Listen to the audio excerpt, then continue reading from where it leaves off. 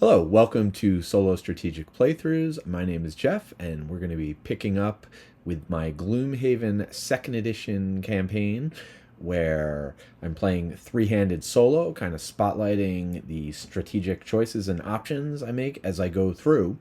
When we last left off, the Gloomaniacs, Yakko, Wacko, and Dot had gone out to deal with some cultist activity and stumbled across a crypt with cultists and demons and killed a bunch of stuff and found out something about the gloom.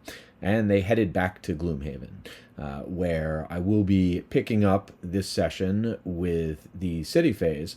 And just before I get to that, just to let you know, I am going to be doing scenario 57, kind of going outside of the normal story, as I'm going to begin working on the Bruiser's personal quest. But first, let's see what happens during all the city phase. We've got level ups, we've got a city event, we're going to go shopping, so let's get into it. So of course we start off the city phase with the city event, and like I did last time, I'm not going to show you the specific city event, not going to spoil anything. There's not much of a spoiler here. It's pretty easy to figure out that from the event, from my options, I was either going to be helping the city guard or I was going to be helping the merchants, and I had to make that choice. So I felt pretty confident that I'd be upping the faction. In that case, as you can see, I decided to choose the option that would up the city guard faction, because the sooner I can push one of those up to those thresholds, stuff happens. Hopefully, I get to unlock other items. So decided to move along the city guard. Next up, as I am wont to do, I visited the Great Oak, and I had all three of my characters donate 10 gold each, so that got me 6 notches, you can see, on the Great Oak track, which bumped up my prosperity 1 tick, so still got a few to go to get to prosperity level 2, but just keep it moving. We'll get there eventually. And of course, donating to the Great Oak, you get... also get those 2 blesses that I get to put in each character's deck, which with some of the choices I made for my level ups, I might be able to take advantage of pretty quickly this game. Speaking of leveling up, let's go through the process, as all 3 of my characters reach the threshold to get to level 2, so let's start with the Bruiser Yakko. And for his choices, I had the Intimidating Growl and Juggernaut as my choices for level 2 cards. The advantage of the Intimidating Growl: area effect attack, which I'm probably going to need to fulfill his mastery, but I'll see if I can do it with the ones in my deck. I love top movement, and plus this one's got the attack thrown in. It's basically the same as Scurry on the top half that the Mind Thief has. So I just like the flexibility, being able to move, potentially 6, 7, 8 spaces in a turn without even having to lose a card, is really good. So I am going to go ahead and take Juggernaut. Now, moving on to perks. I actually got 2 perks, one for getting the 3 check marks and one for the level up, and the first one was a no-brainer. I planned this all along, it's really good. Here is to be able to ignore negative effects from items. So I was carrying it 2 extra -1s in my deck because of the armor I'm wearing, not anymore, and on top of that, I get 2 +1s. So really gonna beef up his deck, and let's get to the next perk. So something new in 2nd edition are perks that don't modify your deck, but give you special abilities.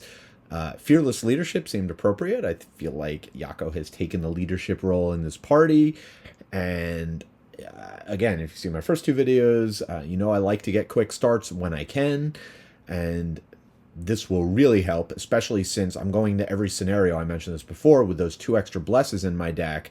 So if I can increase the odds that I can get those early on by getting advantage on my attacks, this could really come in handy. And while I've got Yakko up, we'll talk about shopping. He had a lot of money to burn, 38 coming in to the city phase, obviously 10 to the Great Oak, and then I spent another 15. He doesn't have any hand items yet, so let's get him more protection as our frontline fighter with a shield. Now for Wacko, the Quattral Tinkerer. So his choices between the crank bow and the repulsor gun. Originally I was going to go with the repulsor gun.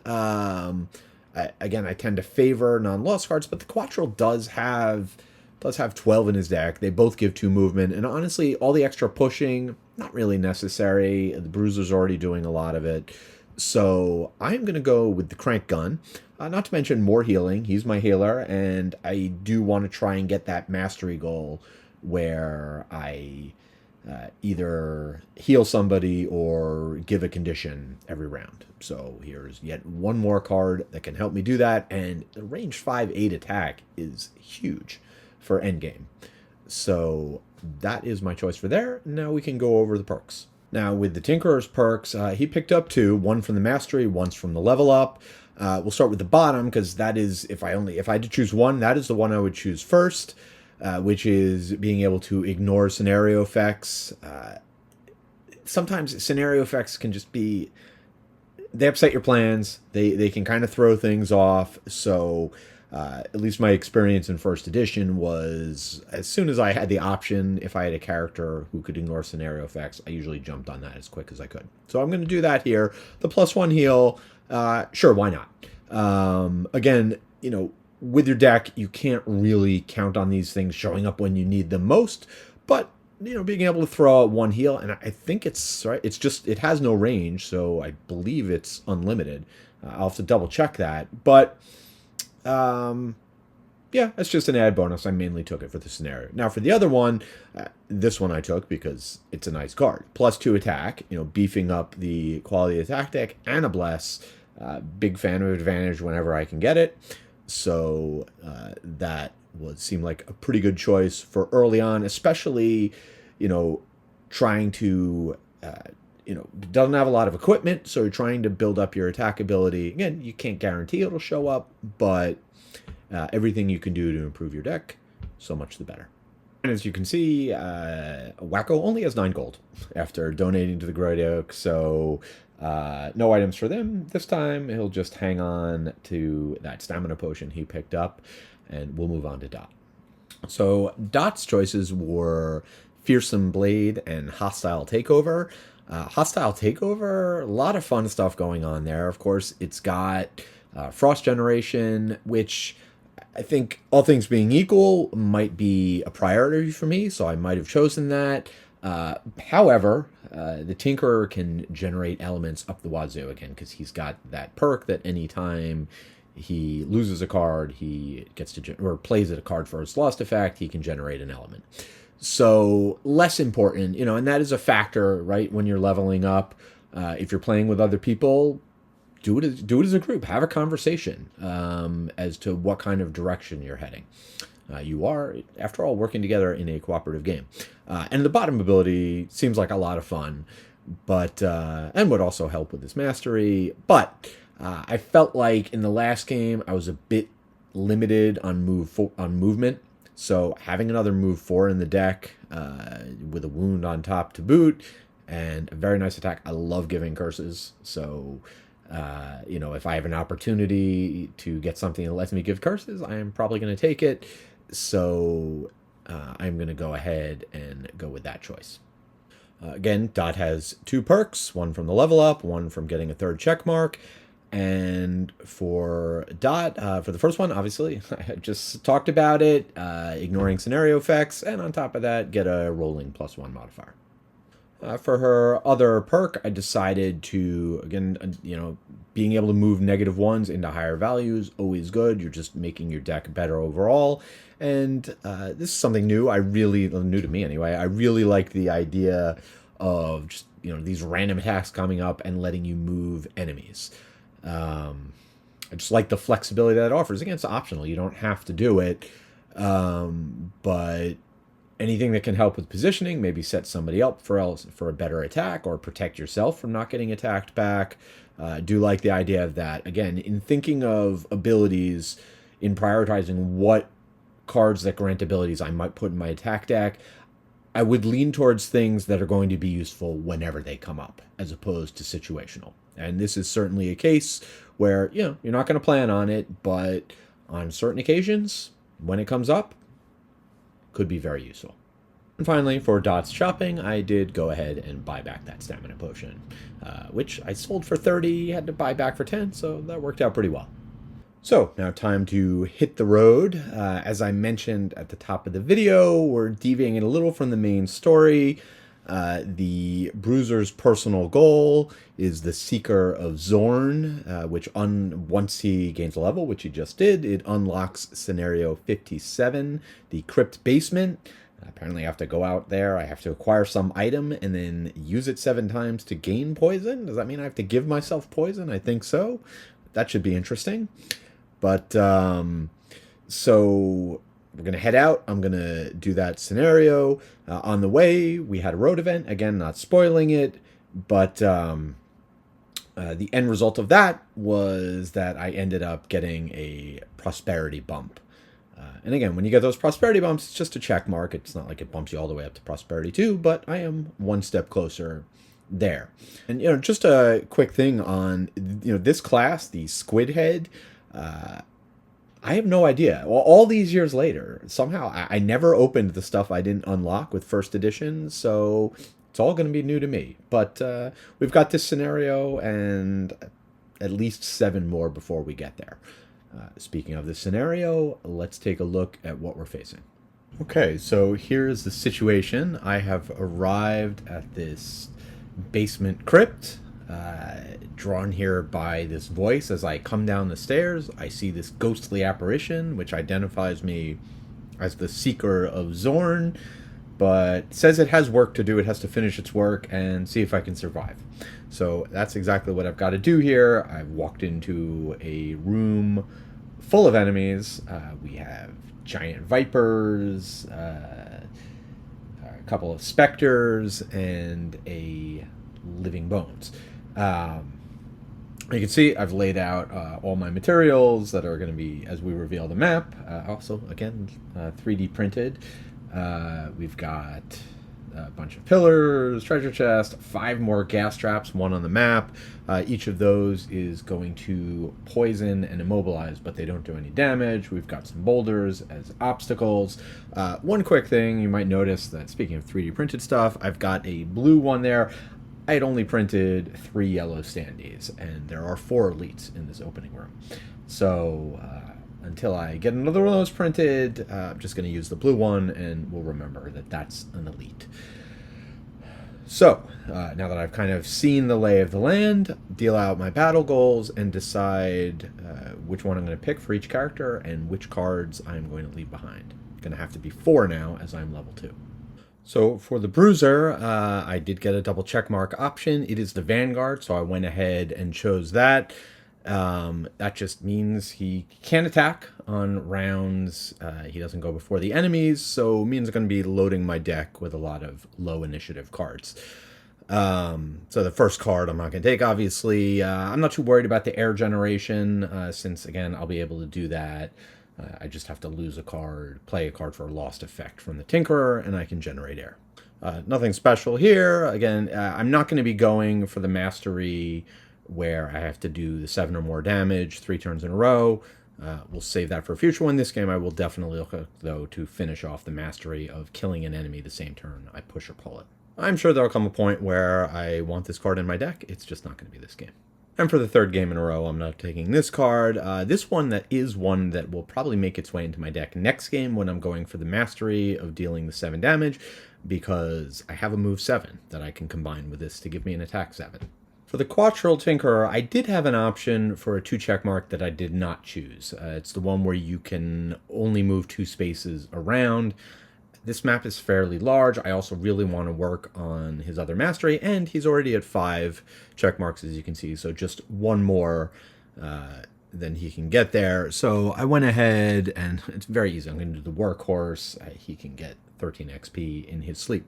Speaking of masteries, shout out to Dwarf74, who did point out, and you can see on the description here, with the masteries in 2nd edition, unlike Frosthaven, they can be completed over multiple scenarios, which I was aware of. I've been working on one for the Bruiser, but I missed that with the Lost effects. So you have to perform 11 different Lost effects, but you can do it over multiple scenarios, and you just need to keep track, or you can do what I did and do it on hard mode and just do it all at once. So a bit of overkill. It didn't have to be that hard, but it was fun.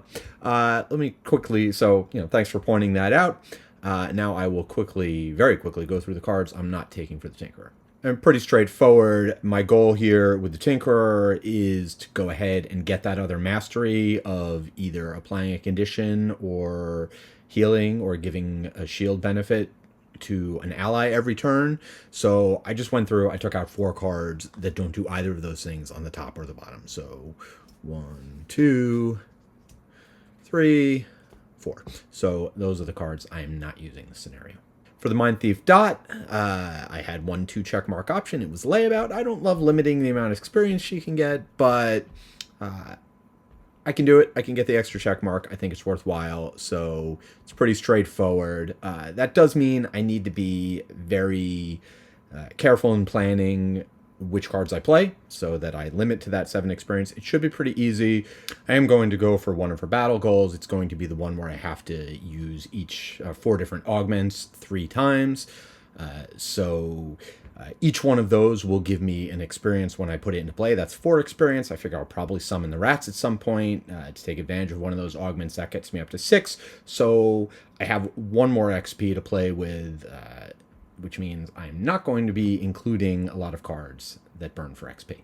Specifically, I'm leaving out, the Frost Generation stuff, other than my new card, the level 2. That, of course, is in there, and I can use that once.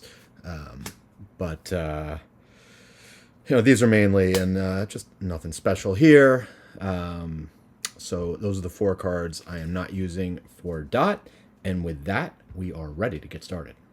And as per usual, I spent quite a bit of time figuring out how I'm going to set things off in round 1, and this time the Gloomaniacs are going to charge right in. Thanks to the Bruiser, everyone's got advantage in this first round, so I'm looking for attacks that have the potential to do a little bit more, at least for 2 of the characters. Of course, with the Tinkerer, he's got to apply an effect, so he's going to be dropping poison on somebody with his attack.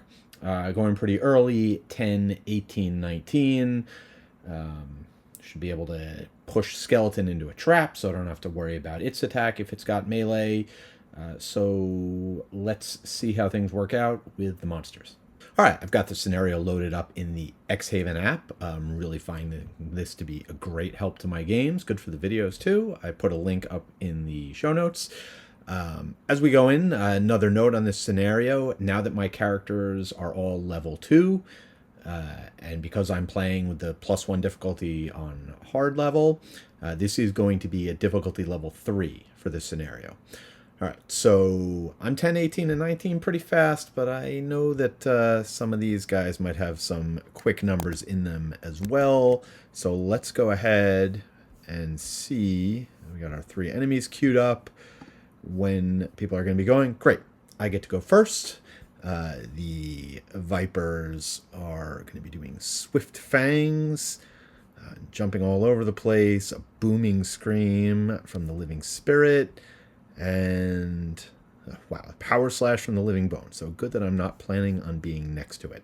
All right, so I'm going to work out how the monsters are going to react to my movements, and then I'll go ahead with the Bruiser's turn. There is no way around it. This is going to be a rough first turn with a lot of damage dealt out.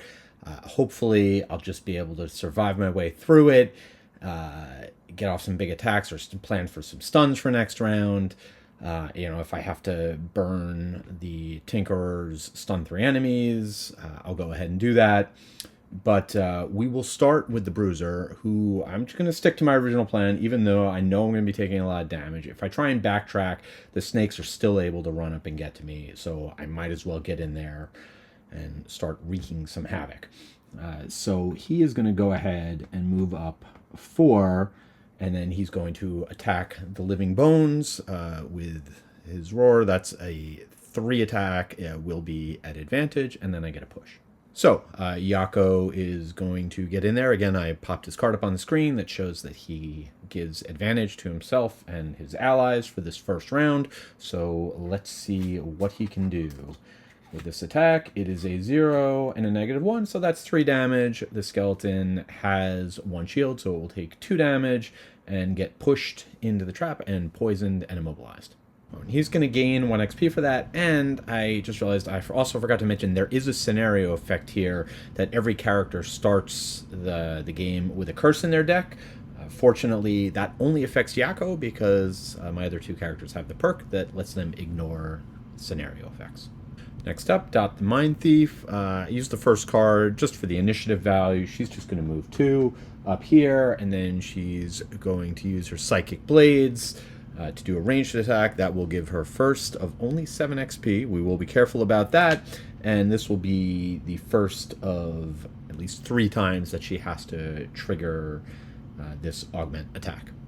And Dot's attack with the Psychic Blade, which she can do from 2 spaces away, is going to be a 3 plus 1 from the poison with a 4, and again, at advantage. So that is going to be 4 plus 1 is 5. I'm actually glad I didn't kill that because I have plans for it. She also gets to move it 1 space in theory, but it's immobilized, so it cannot move. For Wacko the Tinkerer, he's got 3 movement, so he'll move up into the fray, get in position next to his buddy, which he's almost certainly going to need to heal next turn. And then he's got a few different targets. I think I actually want to make sure I can get those giant vipers down as quickly as possible. I'll save pierce attacks for the living spirits, and I have a few other plans for them. So I will go ahead and attack the elite giant viper. Again, this attack with advantage, but it's only going to be a base 2, and that is going to be 3 damage, and it's poison. Oh, and one other thing, it was my intent to go ahead and during the Mind Thief's turn to use the stamina potion, so I could go ahead and get that card back, which I plan on using next turn. And now the enemies are up, and I am in for a world of pain here. Let's see how it all works out. As first up, as you can see, the giant vipers are going to be moving 4 with jump, and then attacking 2 targets at either 2 or 3 and poisoning them. Just loads of fun. So we will start with the elite in the back, who's going to jump all the way over here. With 4 movement, his first attack will be against the Bruiser, and that is going to be a -1, so base attack of 3, he will hit him for 2, and then for the Bruiser standpoint, I will just use his armor and shield to reduce that to nothing, but unfortunately he is poisoned. The next attack is going to be against Dot, the Mind Thief, and that is going to be, yikes, a +2, which would be 5 damage, and she's going to be taking 2 more attacks, and she's going to be poisoned, so I'm going to lose a card to prevent that damage.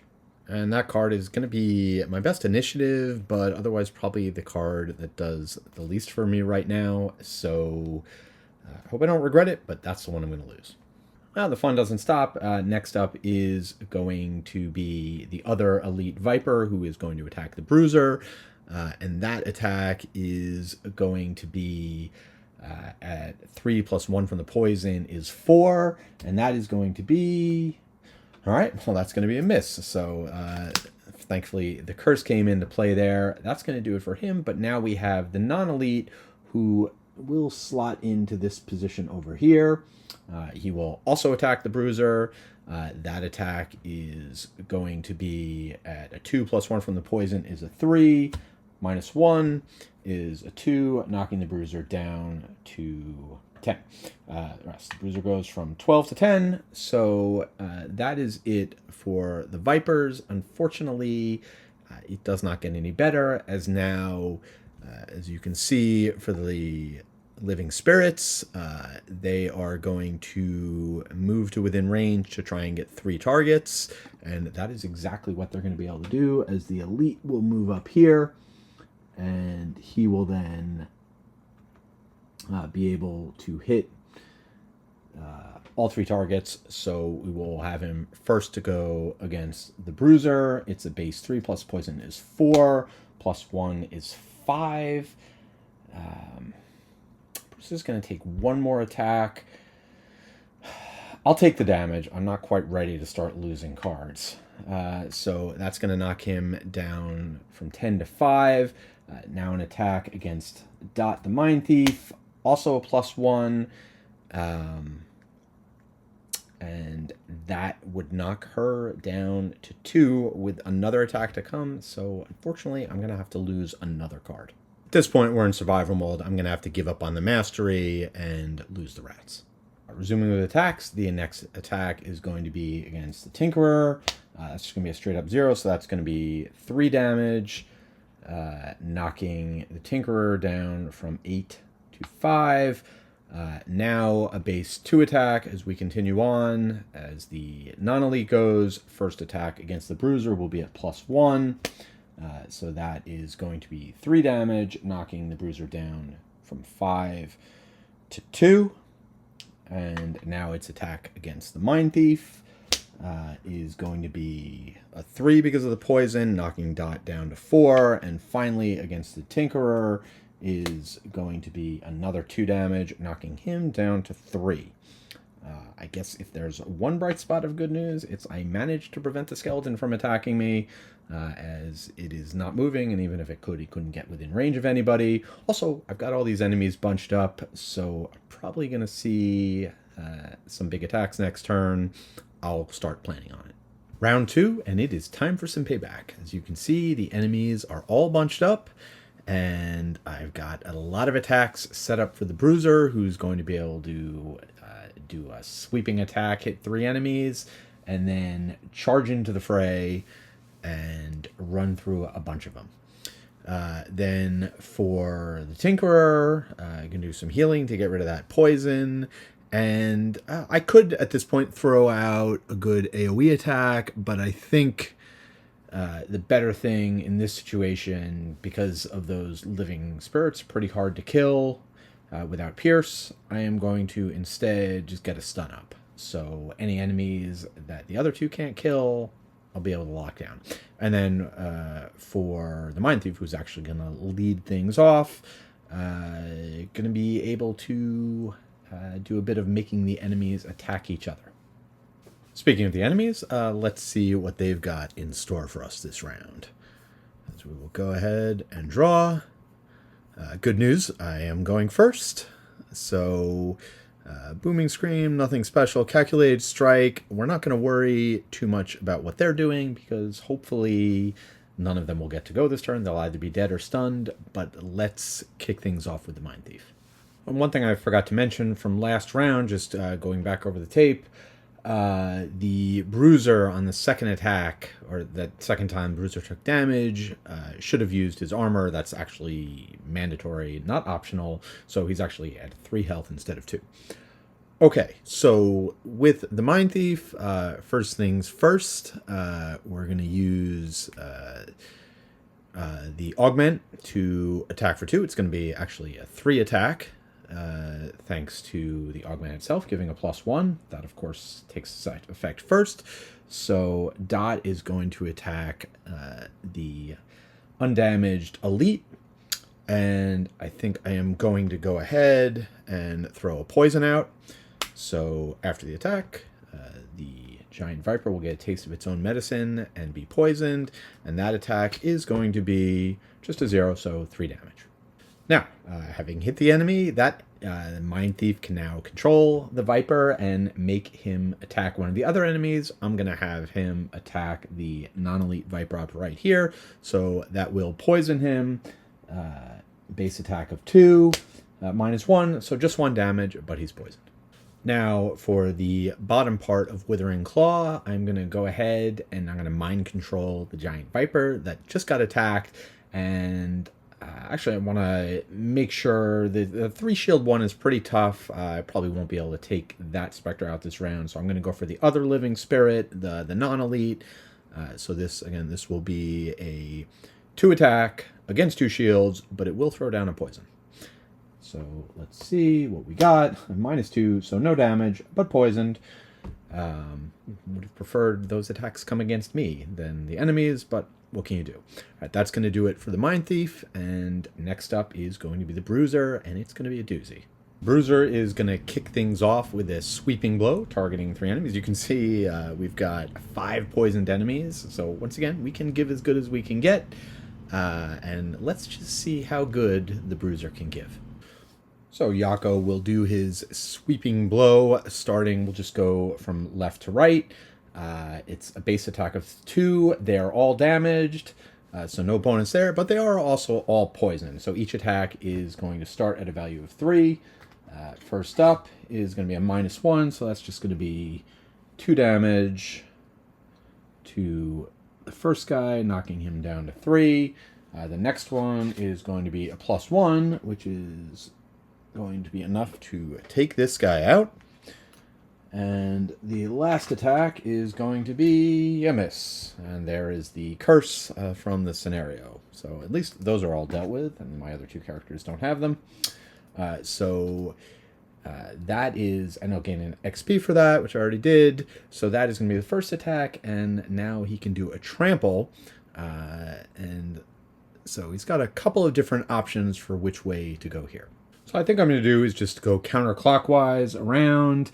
I'm going to use the boots so I can get an extra point of movement, so I can move 5. So that'll let me go through 4 enemies, and then I'll land in the center. I'm also going to use the scouting lens, but it does say on an attack, not an attack action, so I can only use it against one of the enemies. I will use it against a living spirit. So with that all set to go, I will also gain 4 XP from that, going from 2 to 6, since I will be attacking 4 enemies. And let's go ahead and see how it all goes. First attack is going to be, that's a base 3. The enemy is poisoned, so that is a 4. -1 is 3, but that is just enough to take out him. The next one, again, also against poison, is going to be a base attack 4. He does have 1 shield, as I'm doing the pierce for the other one. So that is going to be a 4 -1 is a 3 against the 1 shield, which sadly is not quite enough to take him out. He's going to get dropped down to 1 HP. Next attack is going to be against the big guy who has 3 shields. So it is a 3 + 2. So that's 5 versus 3. So I actually did manage to get a couple points of damage in there. That is better than I expected. And last but not least, against the living bones, one of my blesses. So that is going to take him out, and that is perfect. As yes, there are still 3 enemies on the board, but that's exactly the number of people that can be stunned by the Tinker. And of course, he's going to end his movement in that center spot, which was already clear, and that will give him some loot. All right, next up is the Tinkerer. So the Tinkerer Wacko is going to use his shiny new crankbow to heal his allies. Not exactly sure how that works, but that's what he's doing. What a marvelous invention. That's just going to get rid of their poison, so we'll have to do some further healing in the future to actually get their health back, but at least we've cleared away the poison. And then for the other ability, we will go ahead and stun all 3 enemies on the board. It's also going to generate light, and since I lost a card and I do have this ability from one of my perks, I am going to go ahead and generate wind. I'm not going to bother putting down the stun tokens because now it's time for the monsters to go, and they're all stunned, so that is going to be the end of round 2. For round 3, I've once again got everyone going pretty fast, 14, 17, 18, try and take out these enemies before they have a chance to do anything to me. The Bruiser is hopefully going to be doing the lion's share of the work, as he's going to be able to use that air to get off a nice pierce attack. The Tinker is just going to continue to heal, and the Mind Thief is going to do her best to deal with the enemy in front of her.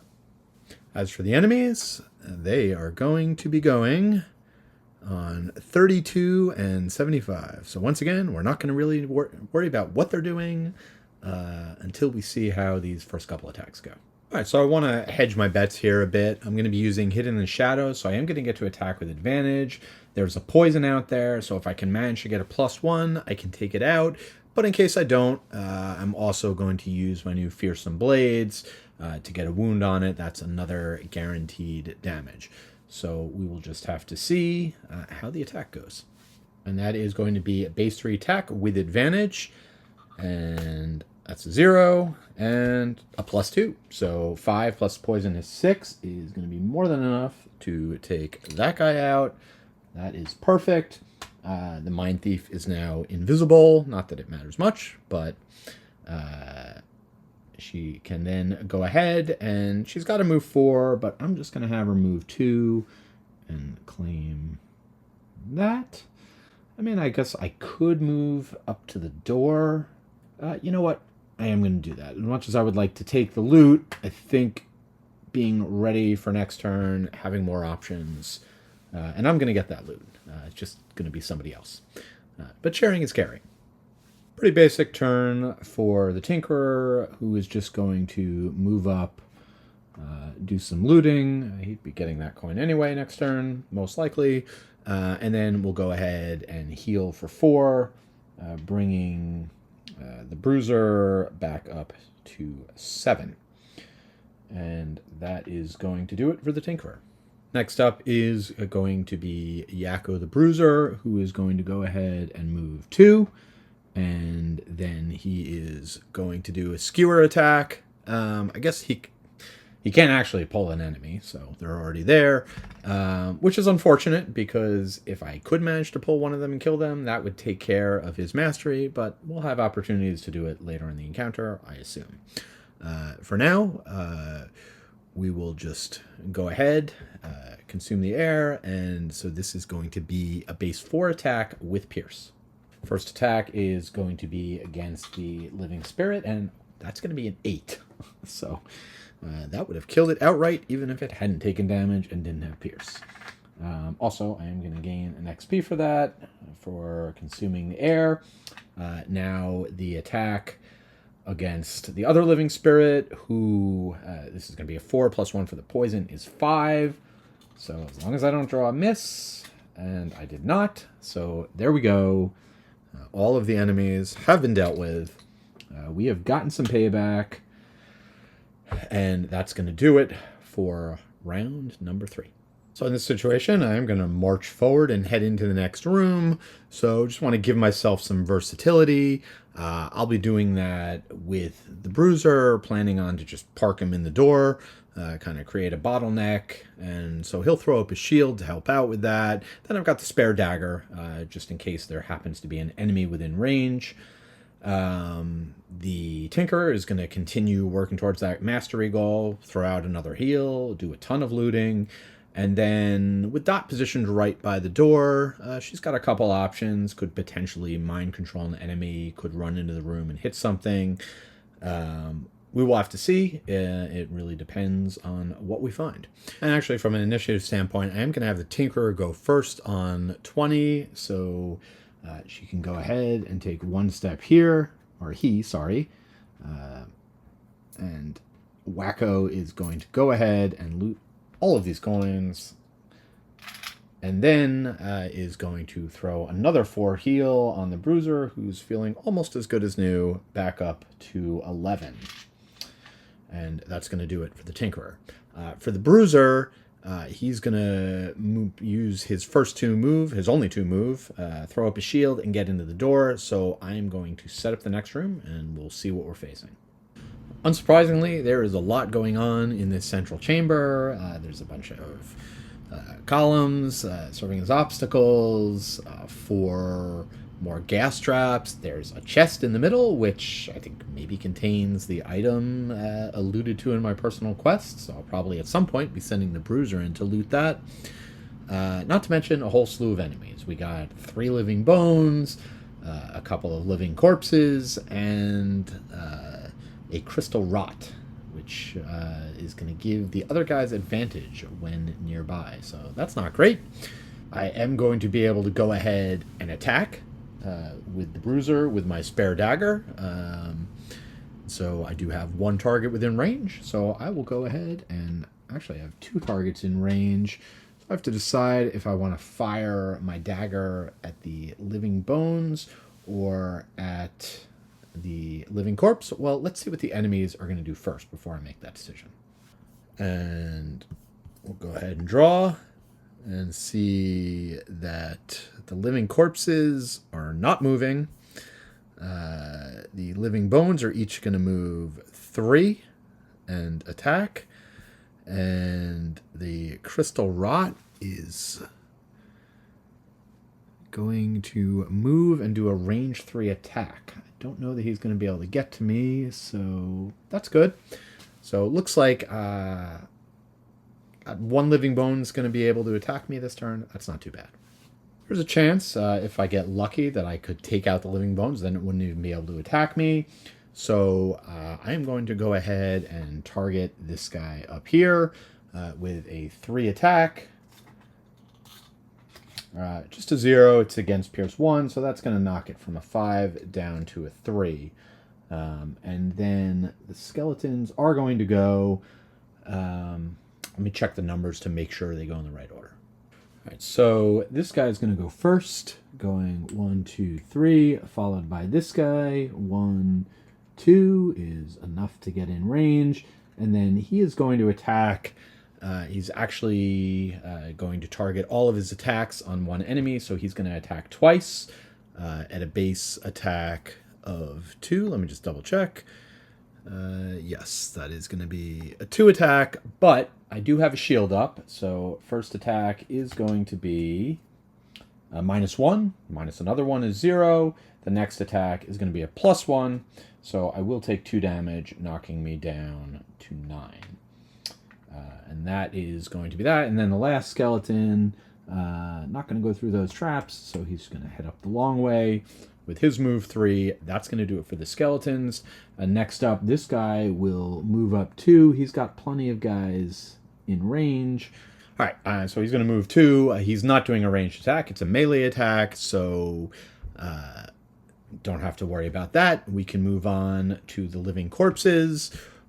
I guess technically the living corpses should have gone first, but they're not moving. So that's going to do it for all of the enemies. So we will now move on and finish out the round with Dot. I actually did forget that Dot, to take her turn, that she actually should have gone before the skeletons. So unfortunately, before they were all lined up where she could use her ability, I'm just going to leave her where she is.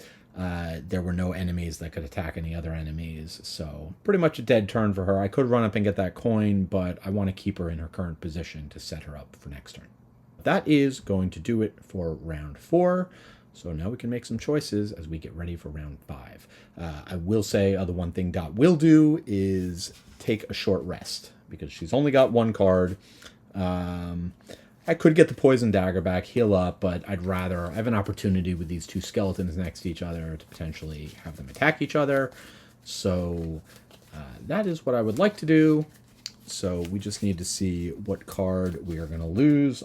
Yeah, it's a good card, but I've already resigned myself to the fact that I'm not going to be able to complete that mastery this game, so I will let that one go. Oh, and one other thing, I did decide to shuffle the Psychic Blade back into the deck before choosing which one to remove. Just forgot to mention it. I could leave it in play, and she has an odd number of cards now, but potentially the Tinkerer could help her get a card back to extend the turn. So that will do it for round 4. All right, just one other quick adjustment that I'm going to make is I'm going to have the Mind Thief move up 1 space, just to give her more flexibility for the next round, because here's what we're looking at. She's off screen now, but you've got those 2 skeletons up top, but with her there, she's got line of sight to these guys who are both within range 4. She's going to be, this turn, having enemies attack each other, so I can go either direction. The Bruiser is going to be going very fast, might kill that skeleton, and if he does, then she will have to target the guys down below. As for the Tinkerer, he's going to move up, get into the action, and then he's actually going to be able, just what I was talking about. I wasn't even planning that, but it works out perfectly. He's going to be able to bless the Mind Thief for next turn and let her get a card back. So let's see what the enemies have in store for us. All right, so again, we're going on 13, 18, and 18, and the enemies are going later than that. Wow, yeah, Crystal Rot actually is going on 18, but we get to go first. A nasty assault from the Living Bones, who are going to be moving quite a bit. Oh, not a nasty. A hasty assault. I was going to say one attack. Not that nasty. And then a calculated strike, so the living corpses are not going to be moving very far.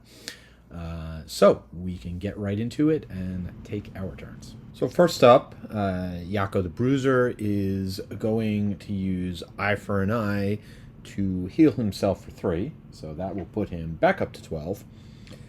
It will also generate Earth.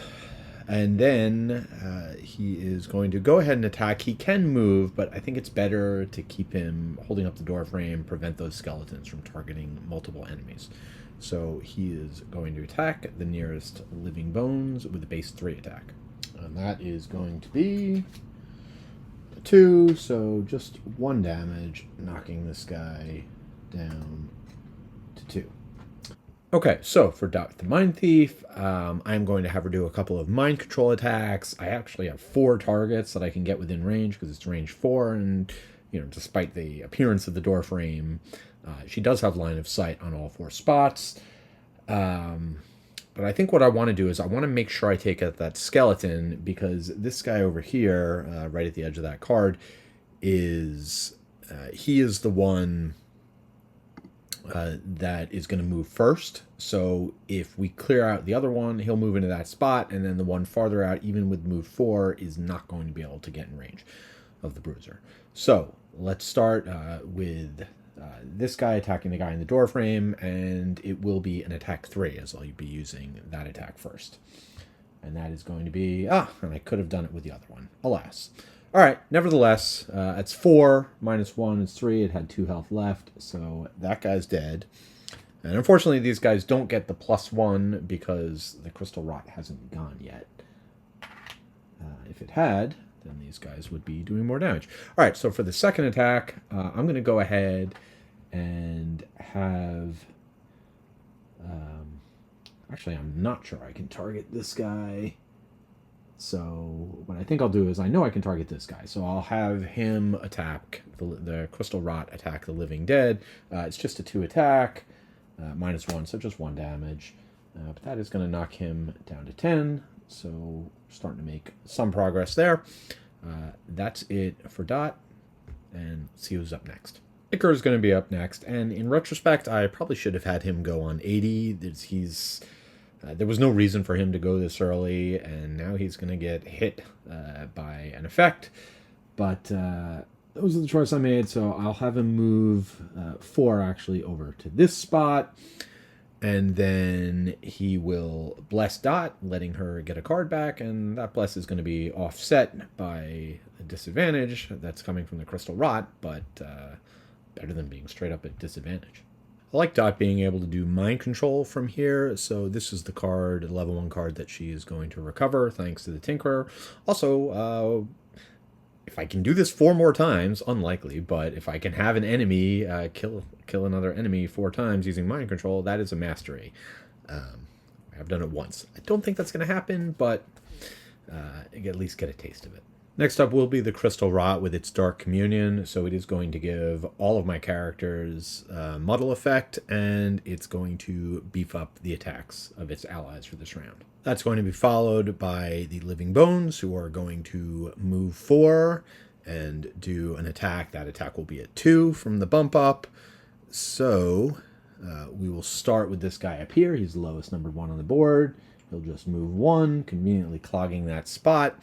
And his attack, we'll just slide this out of the way for now. His attack is going to be a base 2, plus 1 is 3, so no shields this time, so I am going to have to take the full 3 damage, dropping me back to 9. Actually, that attack is at advantage because it is within 3, so actually, still the same result. Okay, glad that wasn't a doubler. Next up, this guy will move 1, 2, 3. That's as close as he can get, so that's it for his movement, and that does it for the skeletons. Finally, the living corpses are going to go, starting with the elite, who's going to move 1. The other one is not going to move at all, so in his case, he is just going to move up 1 here. So, that is going to do it for round 5, and we'll set up for round 6. And one other thing we have to do, which again I forgot to do earlier but didn't make a huge difference, is the short rest for the brute who had run out of cards. So shuffling up and removing this guy. Well, I don't love losing the move 4, as I only have one other move 4 and a bunch of 2s, but I do get to, during my short rest, use my item to get 3 of my items back, so I will do that, including getting my boots back, and I will let this card go. And with these skeletons still around, I think the Pierce will come in handy, so those are the 3 cards I'm going to grab back. We're into round 6. I'd like to be able to have the Bruiser set up, and he's got an enemy right in front of him. He can do a Pierce attack with the spare dagger. However, I have to be cognizant of the fact that his battle goal and his targets are going to be the skeletons this turn, or the living bones, and they do have a card which lets them go on 12. So just to make sure that I can go before them, I'm playing the 10. Give me an extra shield in case I need it, but the key is the double attack. Unfortunately, I don't have the air, and I'm at disadvantage, but should still hopefully able to get some damage in. And then for the Tinkerer, again, continuing, just helping his allies out. He's also got a ranged attack in there. He'll be at disadvantage as well because of the mistake I made last round. And last but not least, Dot can do some mind control and also potentially attack. However, I want to give her an opportunity to see how things play out. So I'm going to have her go on 77 and see how the board looks at that point. And we'll go ahead and draw. See when everybody's going. So we're going to have another Dark Communion, very annoying, followed by a Rotting Embrace. So these guys are going to be on the move finally. And then a Calculated Strike. All right, so we will kick things off with the Bruiser, followed by the Tinkerer. So for the Bruiser, I will throw up an extra shield. Well, he's got one now. He'll get another one from the Tinkerer. And also he will draw the attention of attacks, and then I'll have him skewer, and we will go ahead, and even though it's a disadvantage, I'll go ahead and use the lens to give myself, to take away the shields of the first one. So let's go ahead and see what that's going to be. The first attack against the guy right in front of me is a -1 and a 0, so it is just a 2 attack, but the guy's got no shields, so I do able to drop him down to 3. The next attack is going to be a 0 and a +1, so just a 0 against 1 shield, so he is also down to 3. So off to a decent start at least. For the Tinkerer, he's going to use the bottom ability of his first card, which is going to give shield to himself and all his allies, keeping him going on his mastery yet again, either healing or giving benefits or shields. So having done that, he's also going to give a condition, as he's going to do a 3 attack, and I'm actually going to, because I don't believe this guy is going to be able to attack the way things work out, so I'm going to have him attack the one that's already right on top of the Bruiser. That's going to be a 3 attack. It will be at disadvantage. And interesting, well, that is too bad. That would have been fantastic. But +1 is definitely lower than a +2, so that will be a 4 attack, which actually, well, so much for that. This one is not going to get to attack, but the other will move in to take its place. But still, not bad to have eliminated an enemy. And since I actually remembered at the end of the Tinkerer's turn, I am going to go ahead and do his short rest. He definitely can't long rest while he's having to do something every turn. There is a perk that if I had taken that lets him heal, but I think you have to do that one. You have to get 2 notches on that before you can do it, then he can heal during a long rest. But since he can't, he's got to take a short rest. So shuffling up, I've already done a riffle shuffle, so now I'll just reveal this. And I do not want to lose healing cards, although there's still a chance I will, so I will take a shot I will spend the 1, and I will lose this guy instead. And honestly, I'm not upset about that. Other than the really good initiative, if I had taken a long rest, that might have been the one I would have removed. So now the Dark Rot will do its communion once again, giving all of my characters disadvantage. I hadn't even thought about this, but I actually am going to be protected from attack because this guy's going to move 3. He's going to go 1, 2, 3, jump right in front of the Skelly, getting the door frame. This guy's going to move up 2, and then they're going to go ahead and muddle and immobilize. Don't think they'll be dying this turn, so I'm not worried about that. But, all right, so once again, the Bruiser is going to be stuck in this dorm frame. No problem. There's plenty of things to fight. Finally, the skeleton will go, but it cannot get to a target, so it will just stay where it is. And that is going to bring us to Dot to end off the round. The first thing Dot's going to do is have the elite living corpse attack its buddy, the other living corpse. And because of the way the timing worked out this time, that attack is going to be at advantage and +1. So it's actually going to be a 3 attack. And it'll give poison, because that's something it leads to. All right, with advantage. I think there's only 3 cards left in the deck. So a 0 or the ×2. Nailed it. Okay, so that is going to be 6 damage dealt and poison applied. Then, of course, Dot is going to use the Psychic Blade to do an attack of her own. Because of the augment, she is able to do that 2 spaces away, so she can attack through the door frame, psychically attacking the elite living corpse. It is going to give her 3rd XP of only 7 allowed, so we'll keep an eye on that. And that attack is going to be straight up. She's both blessed and muddled, so it offsets. And the result is going to be not great, a -1. So just 2 damage to that guy, knocking him down to 13. We've got a ways to go. He is going to be cursed, so that is the end of round 6. So as we go into round 7, looking to deal with all these enemies bunched up here. These guys can hit pretty hard, so I am queuing up a couple of stun options, making sure everybody goes quick again. Dot's got some plans too, and she's going to get to go first, so we'll see how things all play out. So our numbers are entered, and for the enemies, once again, with the Dark Communion, and the skeleton is just going to heal, and a hasty assault for the living corpses. All right, well, we'll see if we can't deal with that. Those attacks will be advantage and +1, not a good thing. So we will either be killing them or stunning them, hopefully preventing them from attacking. But we will kick things off with the skeleton, who very simply is just going to bump up 2, and we'll remind ourselves that the Bruiser cannot attack him, or he will fail his battle goal.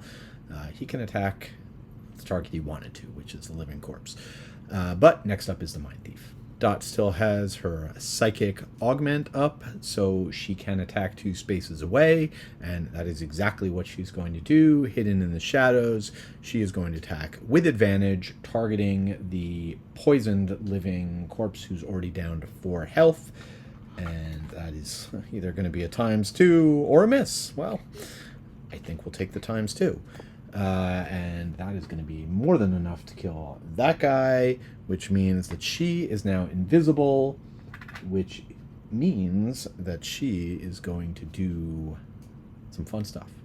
Admittedly, that fun stuff comes a little later, but she does have 4 movement and jump, so she can go 1, 2, 3, jump over that trap, position herself right in front of the enemy, who she'll be able to harry next turn, and she will do so, at least for now, remaining invisible. Next up is the Bruiser, who is muddled and immobilized, so he's not going to do the stunning attack.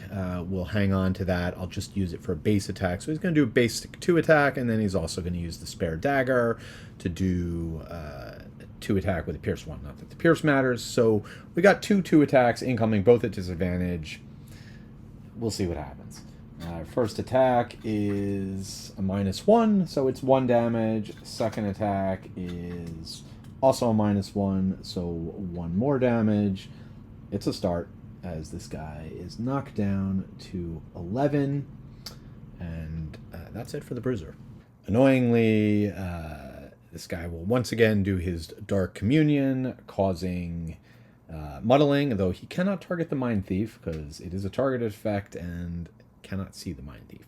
So at least Dot avoids that, and then that is going to bring us to the Tinkerer.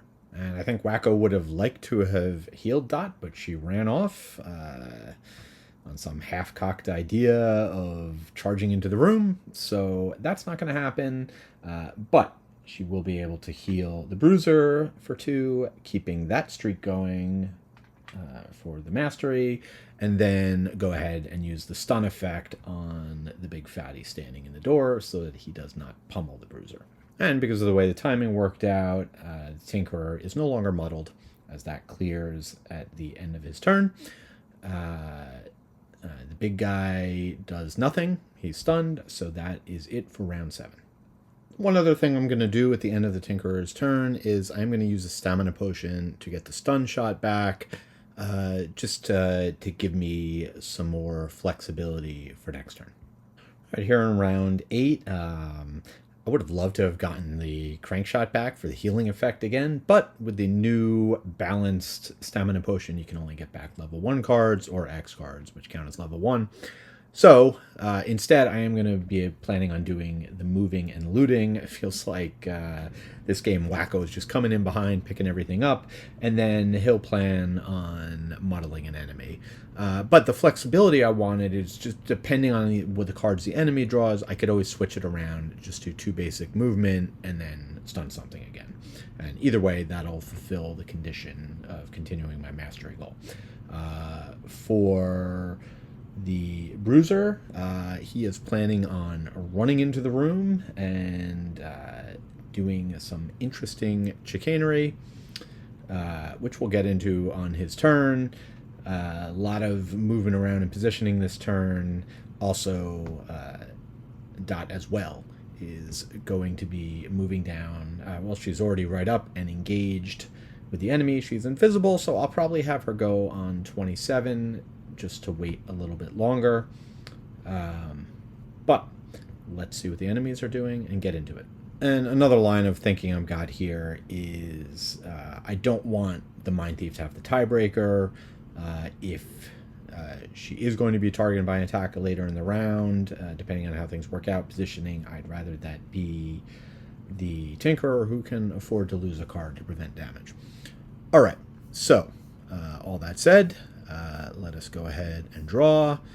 And my goodness, the Crystal Rot has a 1-track mind. He will once again be doing the Dark Communion. All right, but the Bruiser does get to go first, which means he'll be muddled yet again. And then just quickly looking over, so we've got a hasty assault from the Living Bones, so they're going after somebody, and Living Corpse going to be doing a reckless charge. It does not have Earth to consume, so the good news is it's just going to be moving and taking damage. And truth be told, Living Corpse is not going to be moving at all because of the plans the Bruiser has. So what he's going to do is he's got a move 2. He does have his boots available again, so he's going to use those to turn a move 2 into a move 3. And that will allow him to squeeze through here. 1, 2, 3. And then he gets to do a pull 2. So he is going to pull this big bad boy right into the trap. And so that guy is now poisoned and immobilized.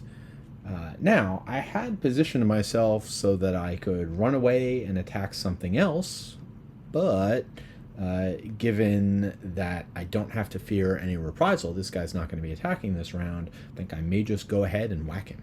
Of course, this attack is at disadvantage, aren't they all? It is just going to be a 2 attack. Unfortunately, I lose that, but I do get the +1, so it's a 3 plus 1 more from the poison. So that is going to knock this guy down to 7, and we are making progress. Curls to Rot is going to do what else? Dark Communion, and go ahead and muddle both the Tinkerer and the Bruiser. Again, still can't see Dot, who's invisible. That will bring us to the Tinkerer, who first is going to move 1 and loot. So picking up 3 more coins. And then Wacko is going to go ahead and fire off an attack at... Well, he's probably going to get attacked by the skeleton, so I think we'll muddle him to take out the advantage he'd otherwise get. Actually, he's not going to get the advantage. We'll get to that in a moment, but I will go ahead and do an attack. I'll just clear this out for now. So it's a 3 attack and a muddling effect. Again, keeping the streak going for the mastery. So that is a disadvantage. A -1 and a -1 is a -1. Becomes a 2 from the armor. Is just 1 damage, but he is muddled. And that's going to do it for the Tinkerer. All right, so now the Living Bones is going to run up. He actually, I forgot the order, he is still within range to get advantage. He's also +1 on his attack, so it's just going to be a straight up draw, and that is going to be... Okay, 1 + 1 is 2, plus another 1 is 3. The Tinkerer is only at 3, so I am going to have to lose a card. I actually have to be pretty careful with the Tinkerer. Getting a 13, not as easy as I necessarily thought. I need to... I mean, I do have plenty of stuff I can do to generate XP, but for some of those, I do need targets to attack. So I'm going to lose a card that does not give me XP to make sure I can still get that battle goal. And... that will be that for the Tinkerer. Now we can move on to Dot. And Dot is going to go ahead and use the Fearsome Blade. I did look if there were possibilities where the Tinkerer could lose a card so that I could set up the Frost, but ultimately decided not to go that way. So it's going to take a lot of damage on this thing, which is at 16 right now. So I will go ahead, just do a simple attack for 2. Then I do get to push it. I'm going to push it right into the trap where it will become poisoned and immobilized. I do have the option. I could push it 2 spaces, but actually for positioning, having it right next to the Bruiser for his next turn's attack, I think will be better. So I am going to go ahead and just push it 1 space. Again, Dot not at disadvantage because she's been invisible.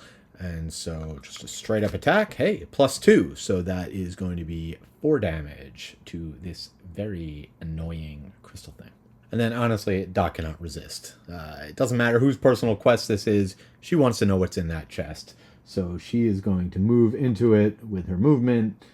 Just straight up move, and she will loot the chest, and we will see what that is. And so in the treasure chest, Dot found pain and pleasure. She poisoned herself, she strengthened herself, and she gets 2 cards back from her discard pile, so I'm going to let the augment go. You can discard those from play at any time, and I'm going to retrieve the augment so I can play it next turn along with her level 2. Again, this isn't like the stamina potion. I can get any 2 cards back. So, pretty nice. Last but not least, the Living Corpse is up and does nothing because it only takes damage if it actually does the move ability. It can't move. It's immobilized. It wouldn't move anyway because it's already adjacent to its target. So it doesn't have to shamble. It doesn't have to shed some of its skin. But it doesn't attack because the element is not there, and we are done with round 8.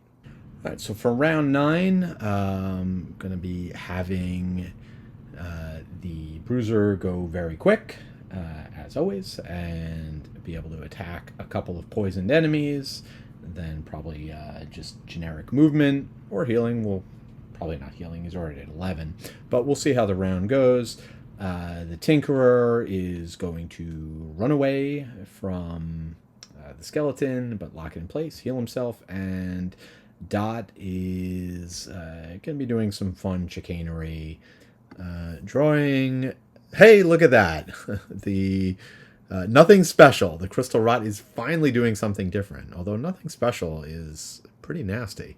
Um, all right, we'll have to see where we're at with there. The living bones on 45, and then nothing special for the living corpse as well. Okay, a lot to think about. We'll kick things off with the Bruiser. Of course, the Bruiser's attacks are going to be at disadvantage. They're going to be 2 attacks. Both these guys are already injured. There will be an XP, though, so we will bump him up to 8 XP. And then the first attack against the living corpse is going to be a 1 and a 1. So still a +1. So that's actually, with the poison, that is 4 damage.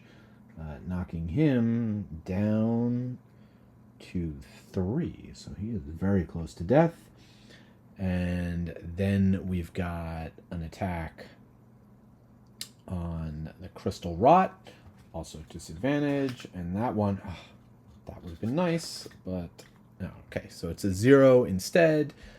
So that's going to be 3 damage, bringing this guy from 12 down to 9.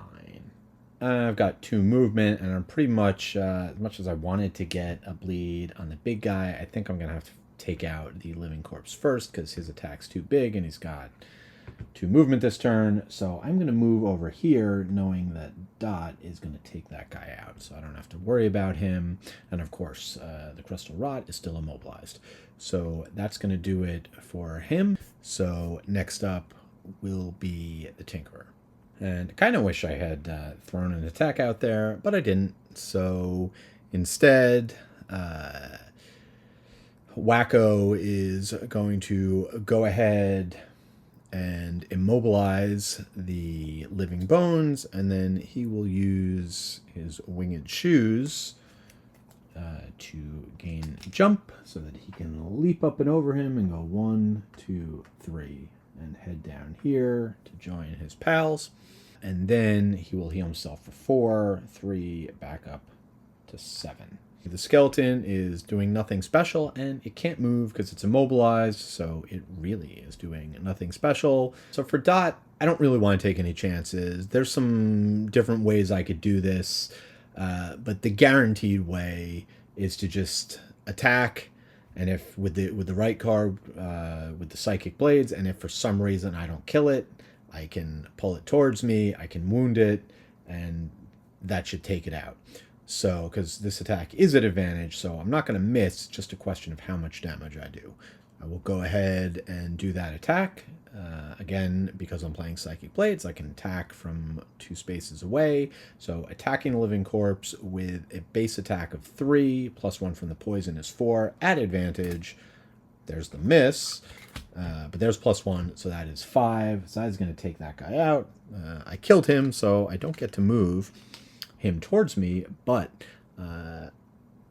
Dot does still have movement, so she's going to move right into the spot where she took it out and go ahead and get that loot, and I will shuffle a curse in, and that is it for her turn. And she does gain an XP for that. She's up to 4 out of her max 7. Now we come to the living bones, who are immobilized and so can't move and have no one to attack, and then we go to the Crystal Rot, also immobilized, so they can't do anything, and that is going to do it for round number 9. Before we move on to round 10, I did once again forget to short rest, but both the Mind Thief and the Bruiser are out of cards. Much as I would like to take a long rest, replenish some stuff, this is not a great spot to do it with 2 enemies, and a bit of an initiative problem for the Tinkerer, who's got only 1 card below 70. So I am going to go ahead and take that rest, shuffling up first with the Mind Thief, and are we willing to lose this card? And yeah, I think that's going to be okay, so we'll let that one go. And for the Bruiser, again, shuffling up and potentially losing well, that is my best initiative card, and I've got that battle goal of having to go before the enemies, but I still have a 13, 15, and 18, and there's other cards that I would be pretty upset to lose at this stage of the game, so I'm going to have to let this one go. Okay, round 10, and I am certainly cognizant of the fact that I still have 2 rooms to clear. Mind Thief is running low on cards, so I need to get things moving. I got 2 enemies still on the board. Of course, the Crystal Rot with 9 health poisoned, and then a 4 health Living Bones just to the top of the screen out of the picture. So again, we're going to have everyone go pretty fast. There are some complications as to what I might be able to do next round because I ended up having to use, just to get the fast initiative, I ended up having to use 2 of the Tinker's abilities that can help him get his mastery. So I may have to take a short rest before the next round, but we don't have to commit to anything just yet. Let's see when the monsters are going and how it'll work out. And for this round, Dark Commandment. What else? Once again, I'm actually, well, that's annoying a little bit, but I guess I don't have to worry about getting attacked by it. All right, so let's jump into it. Oh, and we should take a look. Calculated strike. All right, well, I hopefully will have eliminated the Living Bones long before it gets a chance to do that. First up is Wacko the Tinker with a Restorative Mist and a Toxic Bolt. So I think what we're going to do is we'll do our move 2 first, and I will go ahead and heal both my allies to keep my mastery going. That will get rid of the poison on Dot and bring Wacko back up to full. He was only at 11, so there's that part of it. And then to assist with the taking out of the skeleton, let's get some poison on him. I will do a Toxic Bolt, a 2 attack. And that is going to be times 2, which is 4, which is not quite enough to kill it, which I'm actually not upset about. I mean, I guess it probably would have been better if I had taken it out, but at least I will be able to do some stuff with the Bruiser towards his mastery. All right, so for the Bruiser, I'm going to go ahead with my original plan, which is we're just going to sidestep over here 1, and then I am going to do a pull 2 as part of that action to bring this guy down here, and then I'll go ahead and see if I can finish him off. And this attacks at 3, so I just need to not miss. All right, -1, 2 with the also another -1, so there were a couple of ways I could have missed, but I didn't. I did just enough damage to take this guy off the board, and I just killed an enemy in the same turn that I pushed or pulled it. So that is now 3 times I have done that, and I have completed a mastery for the Bruiser.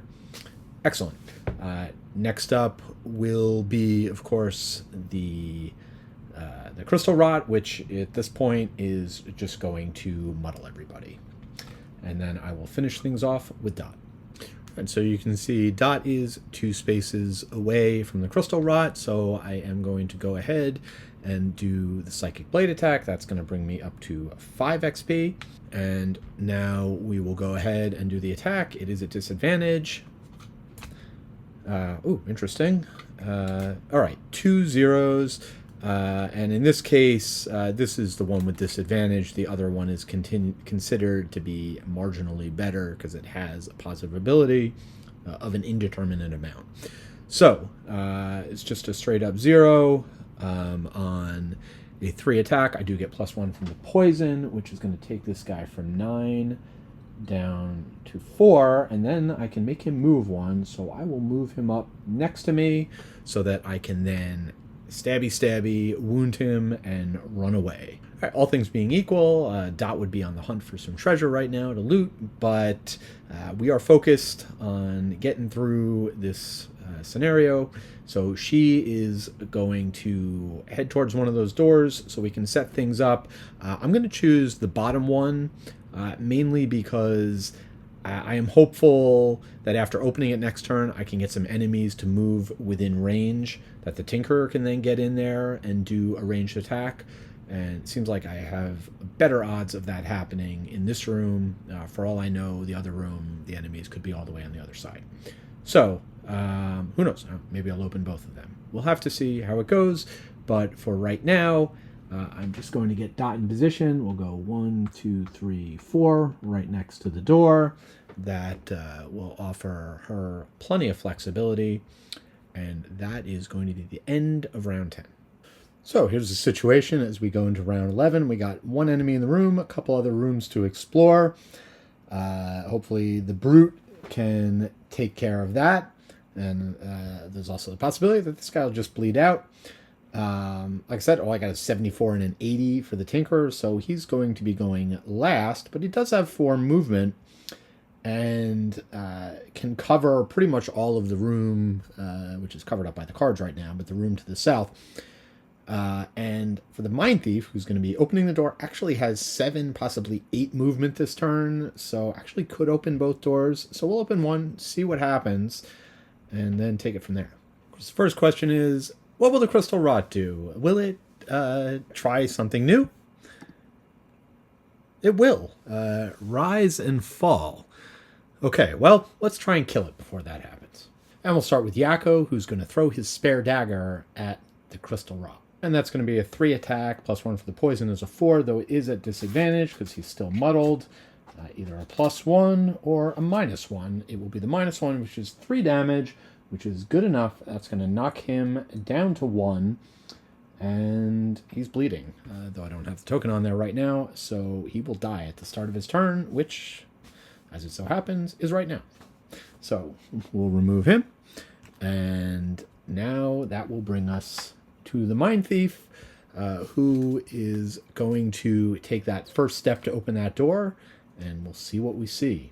And before we do that, Yakko does have 2 movement. He could get loot, but I think more important at this point to start making his way down towards where the enemies are going to be. Okay, so Dot has used Scurry, her first point of movement, to open the door. And yeah, there's a few enemies in here, and we're not going to need to open the other door. They are all going to bunch up nicely. First, just to describe what's here, we have a normal serpent, an elite giant snake, a living spirit, normal, an elite fatty living corpse, and a non-elite Crystal Rot.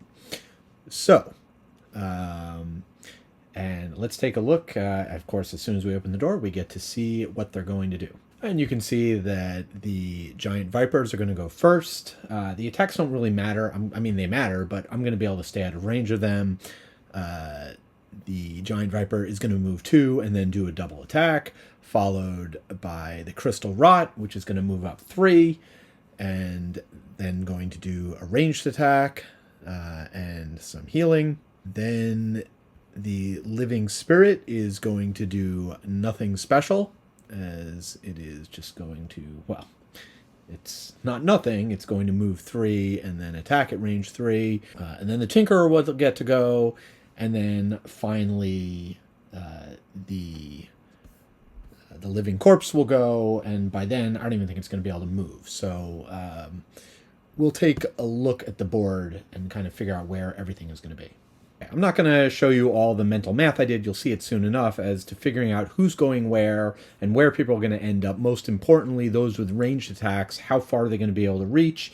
And if my calculations are correct, then the living spirit is going to be able to move up to here and do a range 3 attack. So I just need to get Dot out of the way. That said, Dot does have a couple of more points of movement, so what I'm going to have her do is I'm going to have her move in through the door frame with difficulty, and she's not going to use the third movement, she'll just stop there, and then she does get to do an attack against the giant viper. And so this attack is going to be straight up, since the disadvantage, the muddle, expired last turn. So we will go ahead and just draw 1, and it's a 0, so that is just going to be 2 damage to that guy. And then, so that's her attack, and then she does have 4 movement, so she's going to use 3 of it to get over here in the corner, and that is going to keep her out of line of sight and safe from any counterattacks. With Dot being finished, it's time for the enemies to start going. First up, we have the Giant Vipers, and they are going to move 2. So we'll start with the Elite, who will head towards the door, and then this guy will go into the door frame, and I'm just going to remove that for now. So that's it for the Giant Vipers, nobody in range to attack. Then will be the Crystal Rot, who's going to move 3, attack at range 3, and then heal and give a safeguard. So let's take a look at the map. The way that's going to play out is first the movement, only going to move 2, and then get stuck in the door frame. Does not have line of sight to the only target within range, which is Dot, so will not attack. However, will heal, and of course when they're doing healing, they're going to target wounded allies first. So this guy is back up to 3. He's got a safeguard to prevent him from a negative condition, but he's pretty squishy, so hopefully I can just kill him and not have to worry about that. That's going to do it for the Crystal Rot. Next up, the Living Spirit, who's going to move 3 and attack at range 3. So again, it's got a bit clogged up, but actually this one can move the full 1, 2, 3. It's going to land there, and again, no line of sight on Dot, and nobody else within range. Fortunately, the Bruiser is just beyond its reach. And we could not have asked for better setup for Wako than this. All of the enemies are clumped together. We have one of our big AoE attacks queued up. It's just a question. There's actually 3 different choices in terms of which group I want to hit. I could get these 3 top. I could get 3 here. I could get 3 here. I think my best bet, and of course all of these attacks are going to be at disadvantage, which is a bit unfortunate, still under the effects of Muddle from last turn. I think I should be able to go pretty fast next round, get off another big attack, since I don't have any Pierce going right now, and it'll be difficult to hit the Living Spirit. I might go for these 3, but let me take a closer look. All right, so kind of looking ahead to next turn, I'm going to be getting all my cards back with a short rest, and I have a pretty good idea of what I want to do, so I want to get into position. I'm going to move 1, 2, 3 up to here, and then somebody else is going to be able to take care of the Serpent. I, however, am going to deal, since I'm going to be muddling, I'm going to go ahead and target 1, 2, 3, since I don't think the big guy is going to be able to attack. So, and maybe I can get in a little bit of damage to the Living Spirit, set it up for somebody else to take him down. It is a base 4 attack, albeit with disadvantage. So let's see what happens. All right, we are targeting 3 enemies, so the Tinkerer is going to gain 3 XP and is going to lead off, again, unfortunately attacking at disadvantage against the Crystal Rot. So it is going to be a -1 and a -1. Okay, so that is 3 points of damage from a base of 4, knocking that guy down to 7. And we will continue on with a 4 attack at disadvantage against the Living Spirit. That's going to be, I'll lose that one again. 2, unless I draw a double. No, I drew my other +2, but again, I have to choose that one because the other one is a little bit better. So, however, that is 6, which I was not expecting. That is actually going to take that guy out. That was pretty clutch. I really just wanted to muddle him for his attack. And then, last but not least, we'll do another disadvantage attack on the Giant Viper, a 0, and heal an ally. So I guess, again, in that case, the disadvantage is going to make me go with just the 0. That's fine. That is still going to be 4 damage, knocking his health in half, and we'll make sure to mark that those 2 surviving enemies are muddled. And now I do need to do a short rest for the Tinkerer, so we will shuffle up and see what we're going to lose. There are 2 cards in particular I do not want to lose, so we shall see. Is this one of them? No, that is actually a card I have no problem losing, so we will let that go. And last but not least, the living corpse gets to go, but he's only moving one and cannot get any closer, so he is done. That is the end of an eventful round 11. Oh, and I did lose a card on the Tinkerer's turn, so I just went ahead and generated light because I don't want to help any of the other enemies, and I don't need any elements myself this round. Speaking of this round, lots of movement for the Bruiser. He's got 6 points of movement to find a target and get an attack. 23 is actually probably the highest he's gone, or the latest in the round he's gone. But there's 3 different enemy types, including a very slow living corpse. So I'm pretty sure he'll be able to find a target.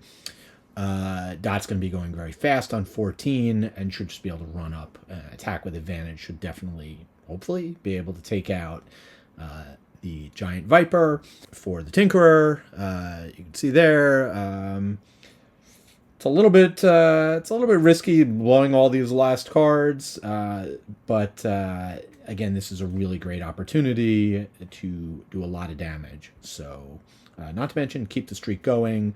There was a part of me that thought about, from my positioning, that thought about maybe also doing the bottom attack for 6, but I can't afford to lose that many cards. Also could have been an opportunity to lose a card to let Dot get all of her cards back, but again, that would put the Tinkerer dangerously low. So I'm trying to keep everyone fairly balanced out in terms of how many cards they've got. So we have a plan, and now we just need to see how the monsters might disrupt it. Okay, here we go. We've got our numbers in, and for the enemies, of course, the Crystal Rot is once again doing Dark Communion. Driving me crazy with that. But not much I can do about it. At least the Mind Thief gets to go first. As to what other people are going to be doing, good to know. The Living Corpse is not going to be moving, and the Giant Vipers are going to be going crazy. So we definitely... Oh, there's just one of them, but we definitely need to take that into account, as he could potentially cause a lot of trouble. We're going to start with Dot, who, again, I still do have this guy up, so she will be able to attack from 2 spaces away, hidden in the shadows, or hiding in the corner, or both. She will go ahead and make a 3 attack with advantage. And we just need a 0 or better. Times 2 will do it. So 6 damage to this guy. He's gone. And conveniently, I'll get a coin down there. And Dot does become invisible from having killed an enemy with Hidden in the Shadows. So she is going to use some of her movement, not all of it. I'm actually just going to run in right here. And she will claim that coin. So... that is going to do it for Dot, and now the muddling can begin. All right, so now Wacko is going to go to town with his net shooter, and he's going to target all 3 enemies. Unfortunately, against disadvantage, although it worked out pretty well last time. We'll see how it goes this time. I should note, I could make a game time dissuasion to not lose any cards, just do some movement and a poison attack. But, at this point, I don't know that I'm going to have a better opportunity even in the next room. So, and it worked out pretty well last time. So let's see what happens. We will target the Crystal Rot first. And that is going to be not a ×2. That's unfortunate. It is instead going to be, all right, a +1. So 4 damage. Not going to complain about that. That guy's down to 3. Now we will target the Living Corpse with a +1 and a 0. So 3 damage to him, knocking him down to 12. And last but not least, against the Serpent, is going to be... a -1. So just 2 damage there, but knocking it down to 2. So it should be in good position for the Bruiser to finish him off, hopefully. And I'm just going to... I could do an attack and take out the big guy, but again, I'm not going to lose another card. Also, it'd be a disadvantage, and... don't want to get that automatic miss. So I'm just going to use my 2 movement. Actually, just going to use 1 movement. I'm going to go here. Being there keeps me in line of sight of the enemies and my allies to be able to attack and heal. Gets me a little bit closer to the next room. And I got plenty of loot. So now we can move on to Yakko. And I would love nothing more than to kill that annoying crystal rot, but I would screw up my battle goal if I attacked him, so we'll take out the Viper instead. Probably the more prudent thing to do anyway, although it is immobilized, so if I didn't get next to it, it wouldn't be able to attack. Nevertheless, let's see if we can finish it out. I'll do my move for 1, 2, 3, 4. That's why I went there. Wanted to keep that open. Or that's why I didn't send Dot there, to keep that spot open. So now I can go ahead and do the Juggernaut. Actually don't need to move, so I will just attack for 3. Again, at disadvantage. And that attack is going to be at a base 3. Is it a +1 or a -1? It's a -1. That's 2 damage, but this guy had 2 health, so that is good enough, and he has been taken out. And the Bruiser only has 1 card left, so I'm going to go ahead and take a short rest now. Actually, I need to do a short rest for Dot as well. Yeah, I think I'm just going to hang on to what I got, so I'll let that go. All right, so one other thing, the Tinkerer having lost a card, I'm going to go ahead and generate Frost, as maybe Dot will be able to use that next turn, and she's going to short rest. I have 5 cards in the discard pile. This in play. The Augment is really good, but I think in this situation, I'm just going to leave it in play. I don't need it, and it'll allow me to continue doing those distance attacks, a little bit more flexibility. So we're just going to lose one of these cards. Not to mention, I'm up to 5 XP. I have to be cautious about not going over 7. I also have to be cautious about not exhausting myself. All right. I do like this card with the invisibility and all, but and being able to go fast, but it doesn't provide any movement, and so on the bottom. So I think I'm gonna let that go.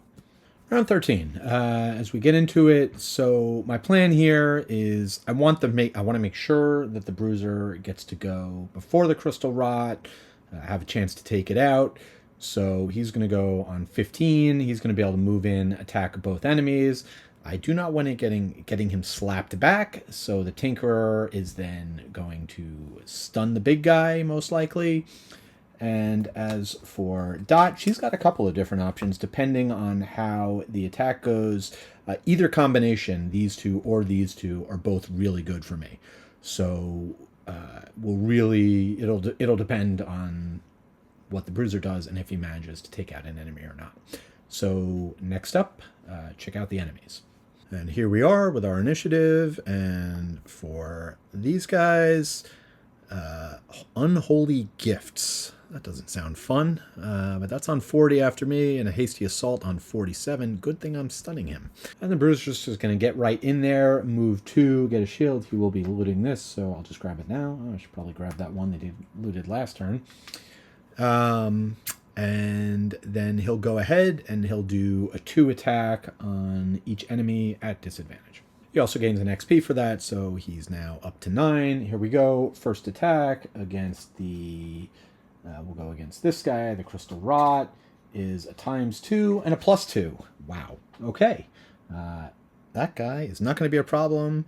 He is dead. Now for the...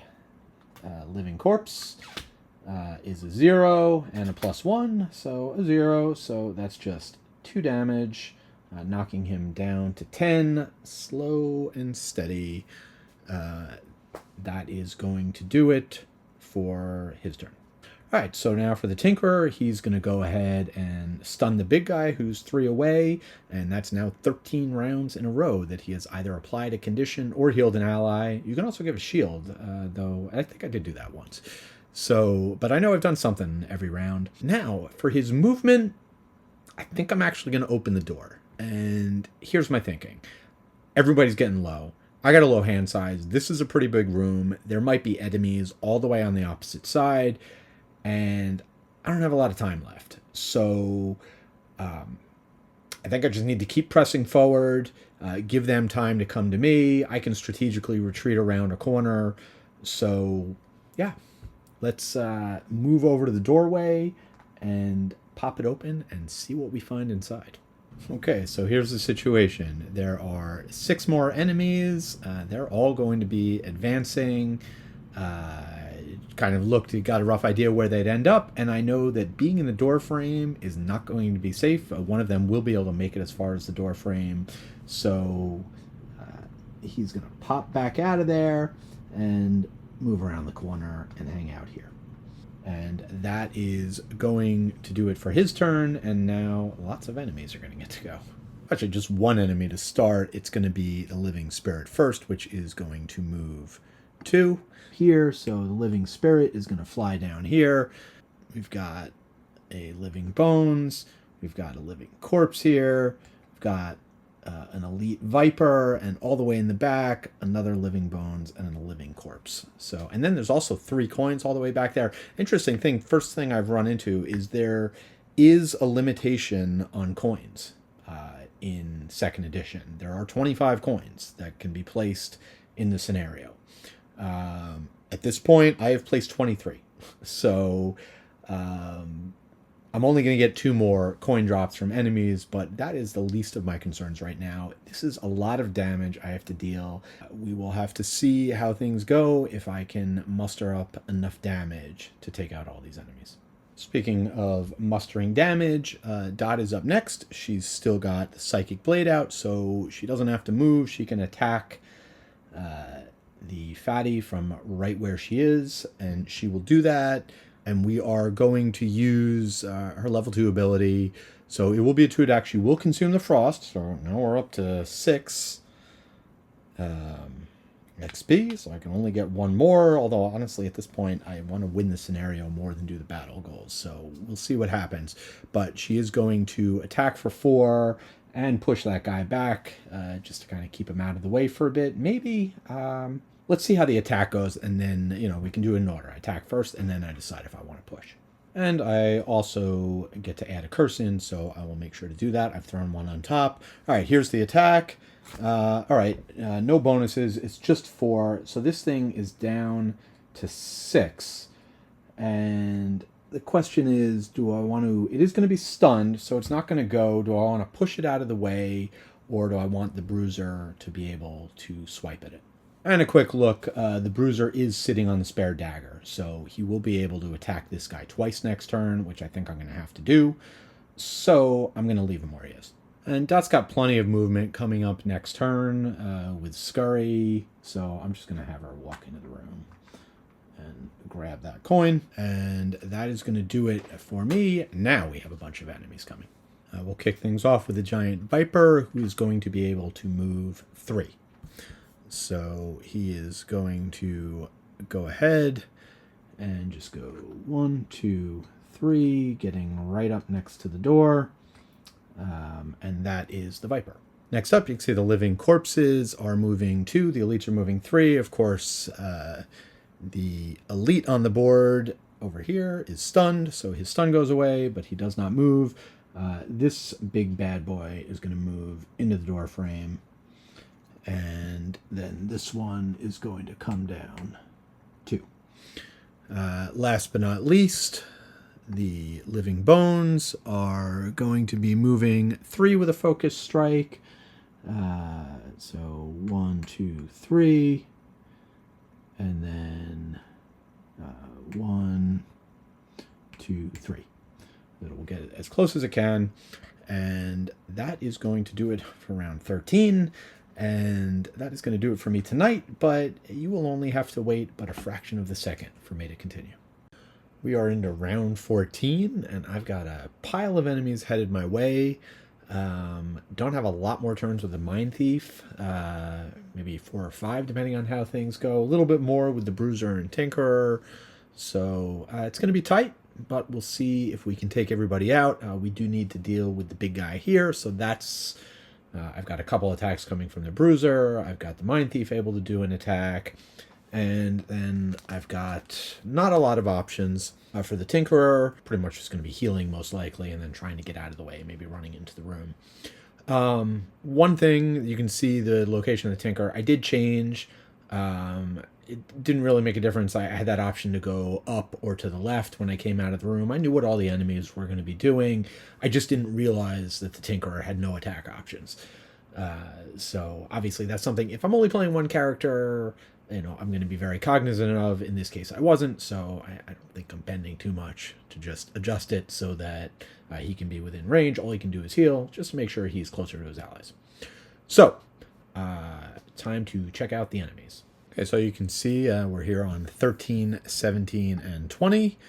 And skeletons are actually going to go first. Not moving, just healing up. That's fine by me, since I haven't damaged any of them yet. A rotting embrace from the living corpse.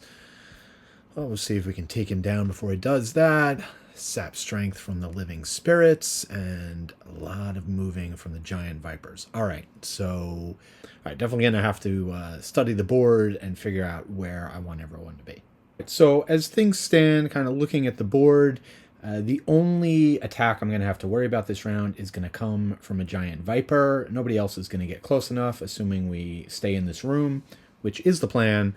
Nevertheless, I would like to be able to take out this giant guy now if I can. So I'm going to go ahead and just do 2 attacks with the bottom of the spare dagger and just a generic at the top. So 2 attacks against the big guy who's currently at 6, and we'll see if we can at least soften him up for the Mind Thief.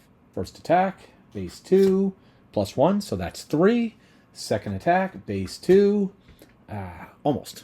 Got him down to 1 health, so the Mind Thief will have to hopefully finish the job. Now it gets interesting. So with the Tinkerer, who's up next, the obvious thing is, initially I was just going to do a move 2, then I could do a heal 4, get the Mind Thief back up to full. However, I could do it the other way around. I can move 2, heal both my allies 1. That'll get the Mind Thief back up to 5, and then I could do an attack. Because here's my thinking. I'm going to end up over here, right, after my movement. I'm not moving yet, but that's where my movement's, that's as far as I can get, and that means that the Giant Viper will be able to get in the door frame and attack. I can get the Mind Thief out of there, but where I'm at is, if I can take this out now, that'd be great. It's one of probably the most annoying enemy on the board. It's one of the faster ones. It does the poison. Once I take this guy out, I probably don't have to worry about getting poisoned. So I think it's worth the risk. The other thing I have to factor is how many turns I have left. If I don't lose any more cards for the Tinkerer until the final round, and I am going to have to lose 2 more to get my battle goal, but I've set that up. But if I wait until the final round, then I can play through to turn 20. So we've got basically, I've got 7 more turns, including this one. Alternatively, if I use the crank bow, that's basically going to cost me 2 turns, assuming I don't lose any other cards. And so 18 will be my last round. But I think that's enough. I think, especially if I can take this enemy out, it's 1 less for the others to deal with. So that's what I'm going to do. I'm going to go ahead before I move. I am going to fire off the crank bow as it was intended for 1 massive attack. Here we go. Well, a minus would be bad too. Miss would be really bad. And it is going to be a +1. Okay, so 9 damage is going to wipe that guy off the map. Place another token. I think I've got 1 more that I can play. Again, not my biggest concern. Whew. Okay, also going to gain some XP for that. So I think earlier on, way back in the beginning when I did the stun, I forgot to give myself the 3 XP. So I was at 9 before I played that. And the crank bow is going to give me 3 more. So now I'm up to 12. I just need to lose 1 more card. I will plan on doing that on the very last turn of the game. At least his last turn. So that was the attack. Then the movement, I'll go in here. I will heal both of my allies for 1. That'll get the Mind Thief back up to 5. The other guy's already at full. So that is going to do it for that. And now the Mind Thief is up. The only real question for Dot is where I want her to end up. Truth be told, I can't get any closer because this big guy is going to move 2 here and then is going to muddle and immobilize. I don't want her to be either of those things. So I'm also don't want to get any farther away from the action, give myself flexibility. So I'm going to keep her where she is. Again, she can attack up to 2 spaces away, still have the Psychic Blade in play. So let's see what the attack is. And the big guy's down to just 1 health, so a -1. I hit him for 1. So just barely worked out. That will be my final coin placement. And that is going to do it for me. Now all the enemies get to go. We'll start with the living corpses, who are just going to move 2 and then do stuff to everyone adjacent. So that's that. I think things might have gotten moved around. Actually, Dot was in the door frame, and the big guy was here, because I had planned that last round to be next to him. So either way, she had plenty of movement, so she can finish him off. And then, actually, for that matter, I could get the loot. No, but if I stay here, I'm within range of being able to attack the other guy once he moves. So this guy moves up here. This guy will move down here, and that is going to do it for them. Checking next up on the list is going to be the Living Spirit, who's going to move 2. So we'll fly up over here. Of course, the Viper is dead. The skeletons have already gone and just healed and threw up a shield. So actually, just correcting things, I actually am going to have Dot move. Might as well get the coin. And then I have to short rests. I have to determine, do I want to take them? Dot has no cards left. The Brute is good to go. The Tinker is down to 1 card. The Tinker definitely has to short rest because I can't take a turn without doing anything. I'd ruin my mastery. I think, actually for the Mind Thief, since there's not a lot of enemies nearby, it would be nice to get the poison back to throw on one of these big guys, the Poison Dagger. So I am actually going to plan on her taking a long rest, and I think I'll be safe there. We'll find out. But so I do have to go ahead and lose a card for the Tinkerer, and that card is going to possibly be my stun and loot card. All right, I have to think about that.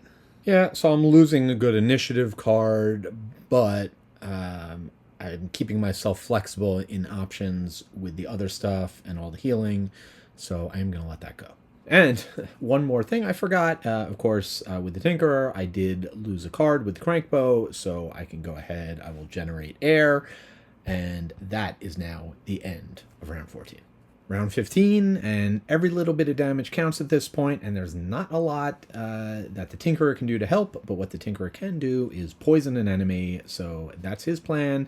Got him going on 17, so that then the Bruiser can go on 18. Doesn't even have to get next to the big guy, since he can use his Skewer from 1 away, so that should work out pretty well.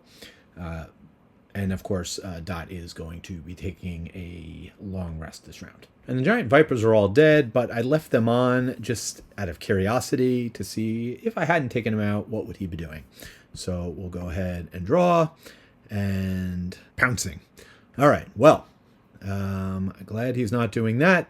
Importantly, I will get to go first. The big guys, let's see, the skeletons are doing nothing special. The big guy is going to move 1 and attack for 4. So actually not going to be able to get out of the way of that, but I can afford to take some damage, especially since there's not much else next turn the Tinker can do other than heal. Living Spirit, move to 4 attack, range 2. Yeah, I'm not going to have to worry about that. So, all right, well, worked out well holding up in this room, so now let's get to it. We'll start with the Tinkerer, who is going to fire a Toxic Bolt through the door. That will end up generating Earth, so I'll do that now, and we will check the attack result. Base of 2, and it will add poison, so just 1 damage, but we got the poison on there. And for Wacko's movement, I'm just going to have him scoot back a little. He's got to move 4 next turn, so he'll have plenty of maneuverability. That's going to bring us to the Bruiser. A lot of ways I can go with this. I think with the Bruiser, I am actually going to move here, and I'm going to pull him one towards me into the door frame. This way, he'll come into the room. We can finish him off next turn. I'm not too worried about being able to do that. He's going to, when he moves, he's going to come after the Bruiser because that's not going until 99. Now for the attack, and I will consume the air I generated last round to give me a +1 with the skewer, so an XP getting me up to 10. So that is going to be a 4 attack, and there's the 10. All right, here we go. Don't miss. -1, but +1 from the poison, so 4 damage total. Gonna knock him down to 6. And that is going to do it for me. So now the enemies are up. We'll start with the living bones, who are going to move 3 spaces. And first, this guy, 1, 2, 3 through the door. And then this guy, 1, 2. And I think this is actually his closer path, so he'll just stop there. Next up, the living corpses. You can see living corpses are going to move 1 and attack for 4. So this guy is not going to be able to move. This guy is going to move up, and he will attack the Bruiser. Base 4 attack is going to end up being a 4, knocking the Bruiser down to 8 health. Correction, knocking the Bruiser down to 9 health because I actually have not used that since I got it back. And finally, we've got the living spirits, who are going to move 2 and then attack 2 at ranged 4. So he's just going to go into the door frame and does not have a target in line of sight or in range. All right, so Dot is going to get her dagger back. She's going to heal back up to full at 7, and I'm going to lose the feedback loop. So for round 16, I am going to have the Bruiser take a long rest. Enemy's still coming in. He may take some damage in that position. That's fine. He's in pretty good shape. So what I'm going to do is I'm going to have Dot go first, and she's going to be able to hopefully do a whole bunch of damage to the big guy, and also maybe move him, reposition him, and Tinker's just going to be healing, as per usual. Going over to X-Haven, got our initiatives in. They're not great, but limited options at this point. So let's go ahead and draw. That's unfortunate. The big guy is going to be going fast, but he's not doing any damage. All the conditions will wear off. Interesting. All right, so with the Icy Glare, the Living Spirit actually did produce Frost last turn. So hopefully we can get out of the way. We'll have to see how things look. I'm going to have to do some line of sight calculation, my favorite thing in this game. But Living Bones, not even moving. So you can see with the Rotting Embrace, interesting quirk here. He's going to move 2, and then he's going to muddle and lock down everyone in range 1. He is already adjacent to an enemy.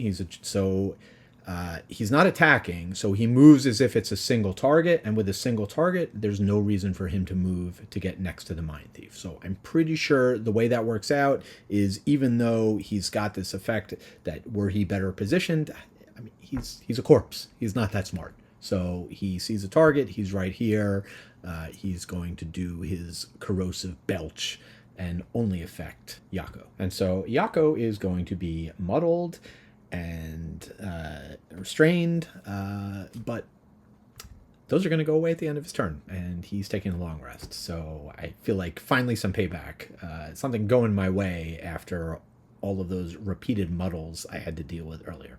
With Dot, I am going to lead off with the Psychic Blade. She doesn't have to move. She's got that range 2. So she will go ahead with base 3 attack and a curse. Actually, it's going to be a 4 with the poison. You can see I've thrown my curse on top of the deck so I don't forget. And the attack, a 4 plus 2 is 6. Beautiful.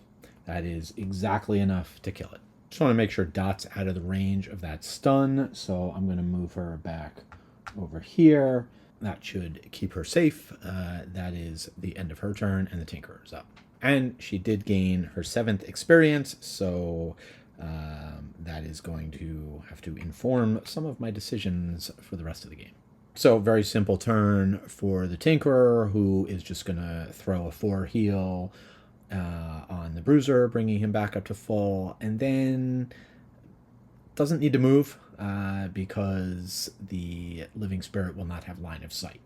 That will bring us to the Living Spirit, who will move 2 and then look to attack 4, or attack 3 at range 4 and stun. But I'm actually, this is always one of the situations that flummoxes me, but I'm pretty sure she does not, or the spirit does not have line of sight on Yakko, because drawing a line, you'd have to draw from here, and you'd butt up against the corner there. So I'm not positive, but it certainly doesn't look like it has line of sight, and of course, I've moved Dot out of range, so no attack there. The skeletons are not moving, and yeah, that's it. Oh, the one thing I forgot to do is this guy would have moved up too. So we'll go ahead and do that. That will bring us to the Bruiser, who now gets to long rest. Okay, I also do need to do a short rest for the Tinkerer, so I'll actually take care of that before I do the long rest for Yakko. And we are going to lose my fastest initiative. Don't think I want to lose that. So we're going to hang on to that. And instead, we're going to lose... All right. That's not too bad. I can deal with that. For Yakko, he's going to get all his items back, and I'm going to choose to lose this card because I want to make sure I hold on to my lower initiative, other than like Spare Dagger, which I really need, and my 3 attack card. So, move 4. I think I'll probably be okay movement-wise. I do have the +1 from my boots, so we will see how it goes.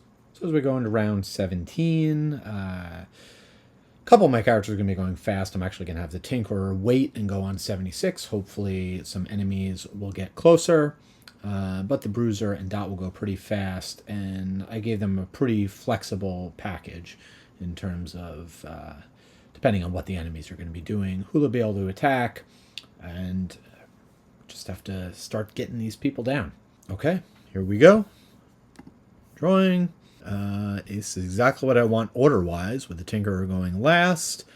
And, alright, so the living bones are finally get to moving. We will see how things pan out. Alright, so what I'm going to do with the Bruiser is he's going to move 2 here, and then he is going to yank that skeleton over to him, and then I am going to attack both of them with the skewer. Unfortunately, it'd be really nice to have the air right now. I don't, so it'll just be a 3 attack, and I am going to go ahead and use my goggles to... I'm actually going to use it on the Living Spirit and see, maybe I'll get lucky and I can actually take that out.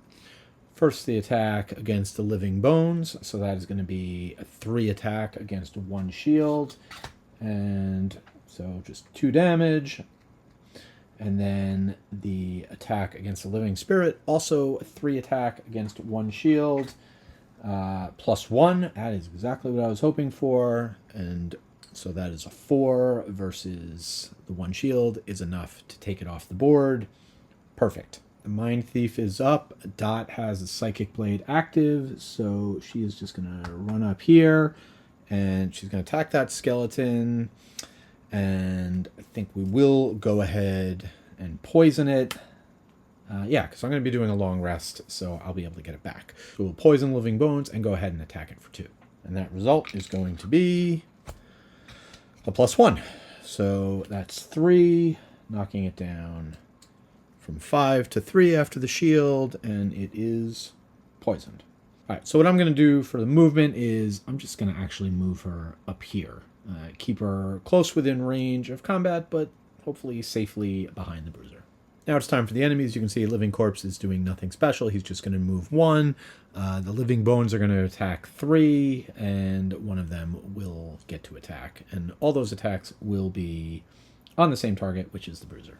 So starting with this guy, He's going to go here, and just so I don't forget to move this guy, I'll do it now, even though technically he would go after.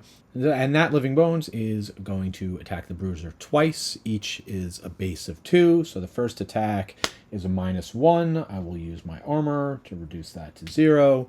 The second attack is a +1. I'll use my armor again, and my shield to reduce that from a 3 to a 1. So the Bruiser takes 1 damage. And now the Tinkerer, who is going to fire off a Toxic Bolt. I actually don't know how the rules go. If you give poison to something that already had poison, are you giving a condition? I don't know, but it's not going to matter in this case because he is going to be able to move up and heal the Bruiser. So he's going to keep that streak going. Let's do the attack. And this will be at +1 from the existing poison. So a 3 attack is going to be +1, a 4. And that is going to do it for Mr. Skeleton. He does have 2 movement and he gets to heal. Let's not forget about that. So that's going to bring Yakko back up to 12. And now I'll do the short rest for the Tinkerer. The one card, I do have 3 cards left. The one card I cannot afford to lose is the Restorative Mist, because if I have the other 2 cards, I will either be able to complete my battle goal or complete my mastery, but not both. And I'd like to be able to do both. So we will lose the Restorative Mist. So I will spend 1, knocking me down to 5. Do that in a sec, and I'll lose this card instead. That's too bad. I would have liked to have the huge attack. Instead, it's just going to be a decoy. All right, so that is going to do it for the round, and we're getting there. We'll just jump right into it. You'll see the cards soon enough. Not a lot of choices at this point. Bruiser's going on 15. I'm going to have the Tinkerer could go on 17. I'm going to have him go late on 74, and the Mind Thief long resting for the baddies to drain life from the Living Bones. And there's still one of those out there, but he's only moving 1, so he's not going to be moving at all. And then a Reckless Charge from the Living Corpse, no element to consume, and he's going to do a damage to himself. So I'd like to see that. At this point, I think what I'd like to do actually is set myself up for next turn, maximize the amount of damage that I can do. So I'm going to use the boots to move 3, 1, 2, 3, and then I'm actually using that to move. So I've got a shield up, not that it matters. And then I have a choice between a 3 attack at disadvantage, the 3 ranged attack, or just a straight up 2 attack. I think I'll go for the disadvantage because odds are, unless I draw an automatic miss, and that's not too likely, we'll see. But I'll go ahead and see what happens as we will attack this ranged attack at disadvantage. It is a +1 and a +1. So end up doing 4 damage. That worked out. And there's not a lot going on for the rest of this round. The Tinker is going later. I mean, this guy he's not going to move, so he's not going to damage himself. He's not attacking. The Skeleton can't move because he's only got to move 1. And Dot is going to be long resting. And so for the Tinkerer, he's just going to walk up to Dot. He is going to heal her, and even though she's at max, it still counts as having healing. I did look that up. And then he's going to drop the decoy, which will give him 3 more XP, getting up to 15, so he accomplishes his battle goal. And more importantly, and I think, to work this out, so he is now down to 1 card, which means he cannot take a long rest, which means he's going to exhaust, which means he's not taking any more turns, and he has achieved his 2nd mastery. Hallelujah. So now we just need to clean up these last 2 enemies on aisle 7, and I feel pretty confident we'll be able to do that. And for Dot, she is going to get her Poison Dagger back, and she's going to lose this card. I am going to keep my Augment in play because I had 3 cards in my discard pile, so I'm losing 1, so I'm going to have 2 in my hand, so having a 3rd card in my hand wouldn't make a difference, so we'll just keep it in play. You'll be shocked, I say, to learn that I forgot to long rest for the Bruiser, so we'll do that right now. And he is going to lose a card that I don't mind losing, the nice big attack and some extra XP would be nice, but I'd rather keep my combo that I was hoping for this turn, which I'll be able to. So, okay, round 18. All right, just a couple quick house cleaning. Exhausted. These both go away. So that's what the Bruiser is going to be doing. I was hoping to do the double attack, but that would be a 35 and a 27. Too risky that the Living Bones get to go before me. So I'll do it this way instead. And then there's the cards for the Mind Thief, who's going to have ample movement to get up in there and get some wax in as well, going on 20.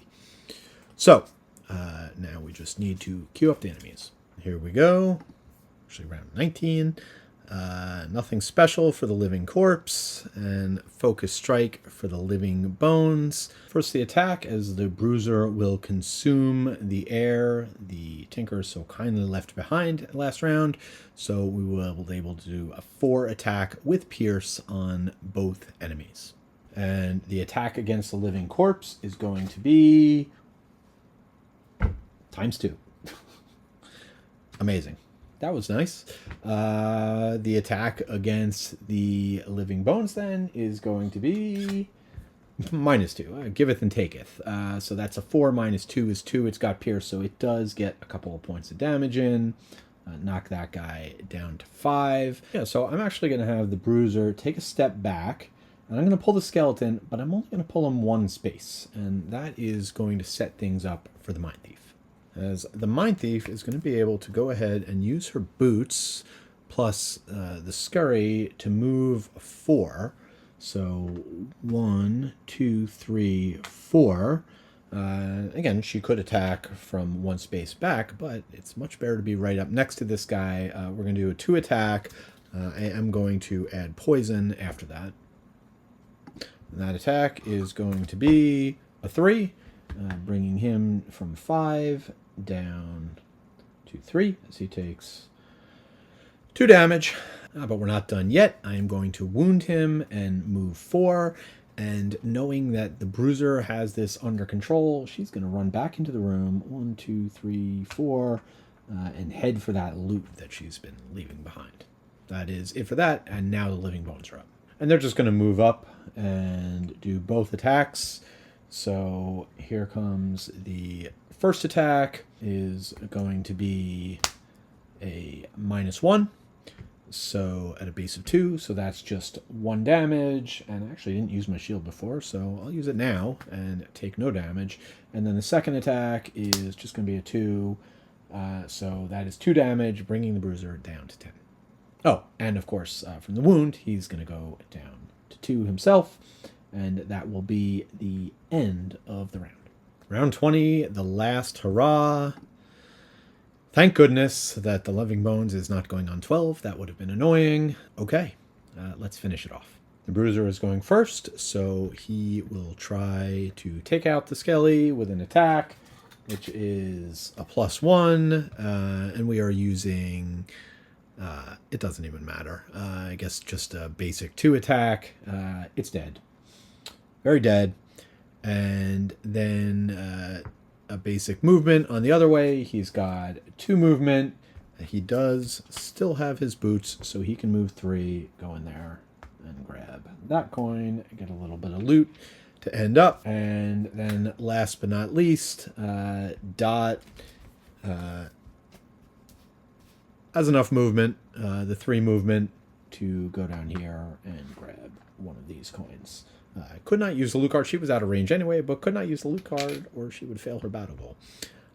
But there you go. We have done it. Only 1 reward for this scenario, and it's a doozy. The Bruiser gets the Scepter of Zorn, which, as you can see, is a rather powerful item. Him getting poisoned, no big deal. I mean, he was down to 3 health at one point very early in this game and was poisoned and clawed his way all the way back. So I just have to use that in the next 7 games, which I certainly will do. And he will have fulfilled his personal goal, and I will get to discover what this Zorn plague bringing is all about. So that is going to do it for Scenario 57, a real marathon session, but we got a lot out of it. A great item, advancing personal quest. Completed 2 masteries, one for the Bruiser, one for the Tinkerer, and everybody got their battle goals. As for XP and gold, I'll tally that up, and we'll do that in the next video. I have to double check the coins because something's messed up. I have more than I should. So I'll make sure those numbers are right. And so if you made it all the way through to the end of this marathon session, please give me a like. And if you want to know when my next video is coming out, go ahead and subscribe. Until next time, as always, thanks for watching.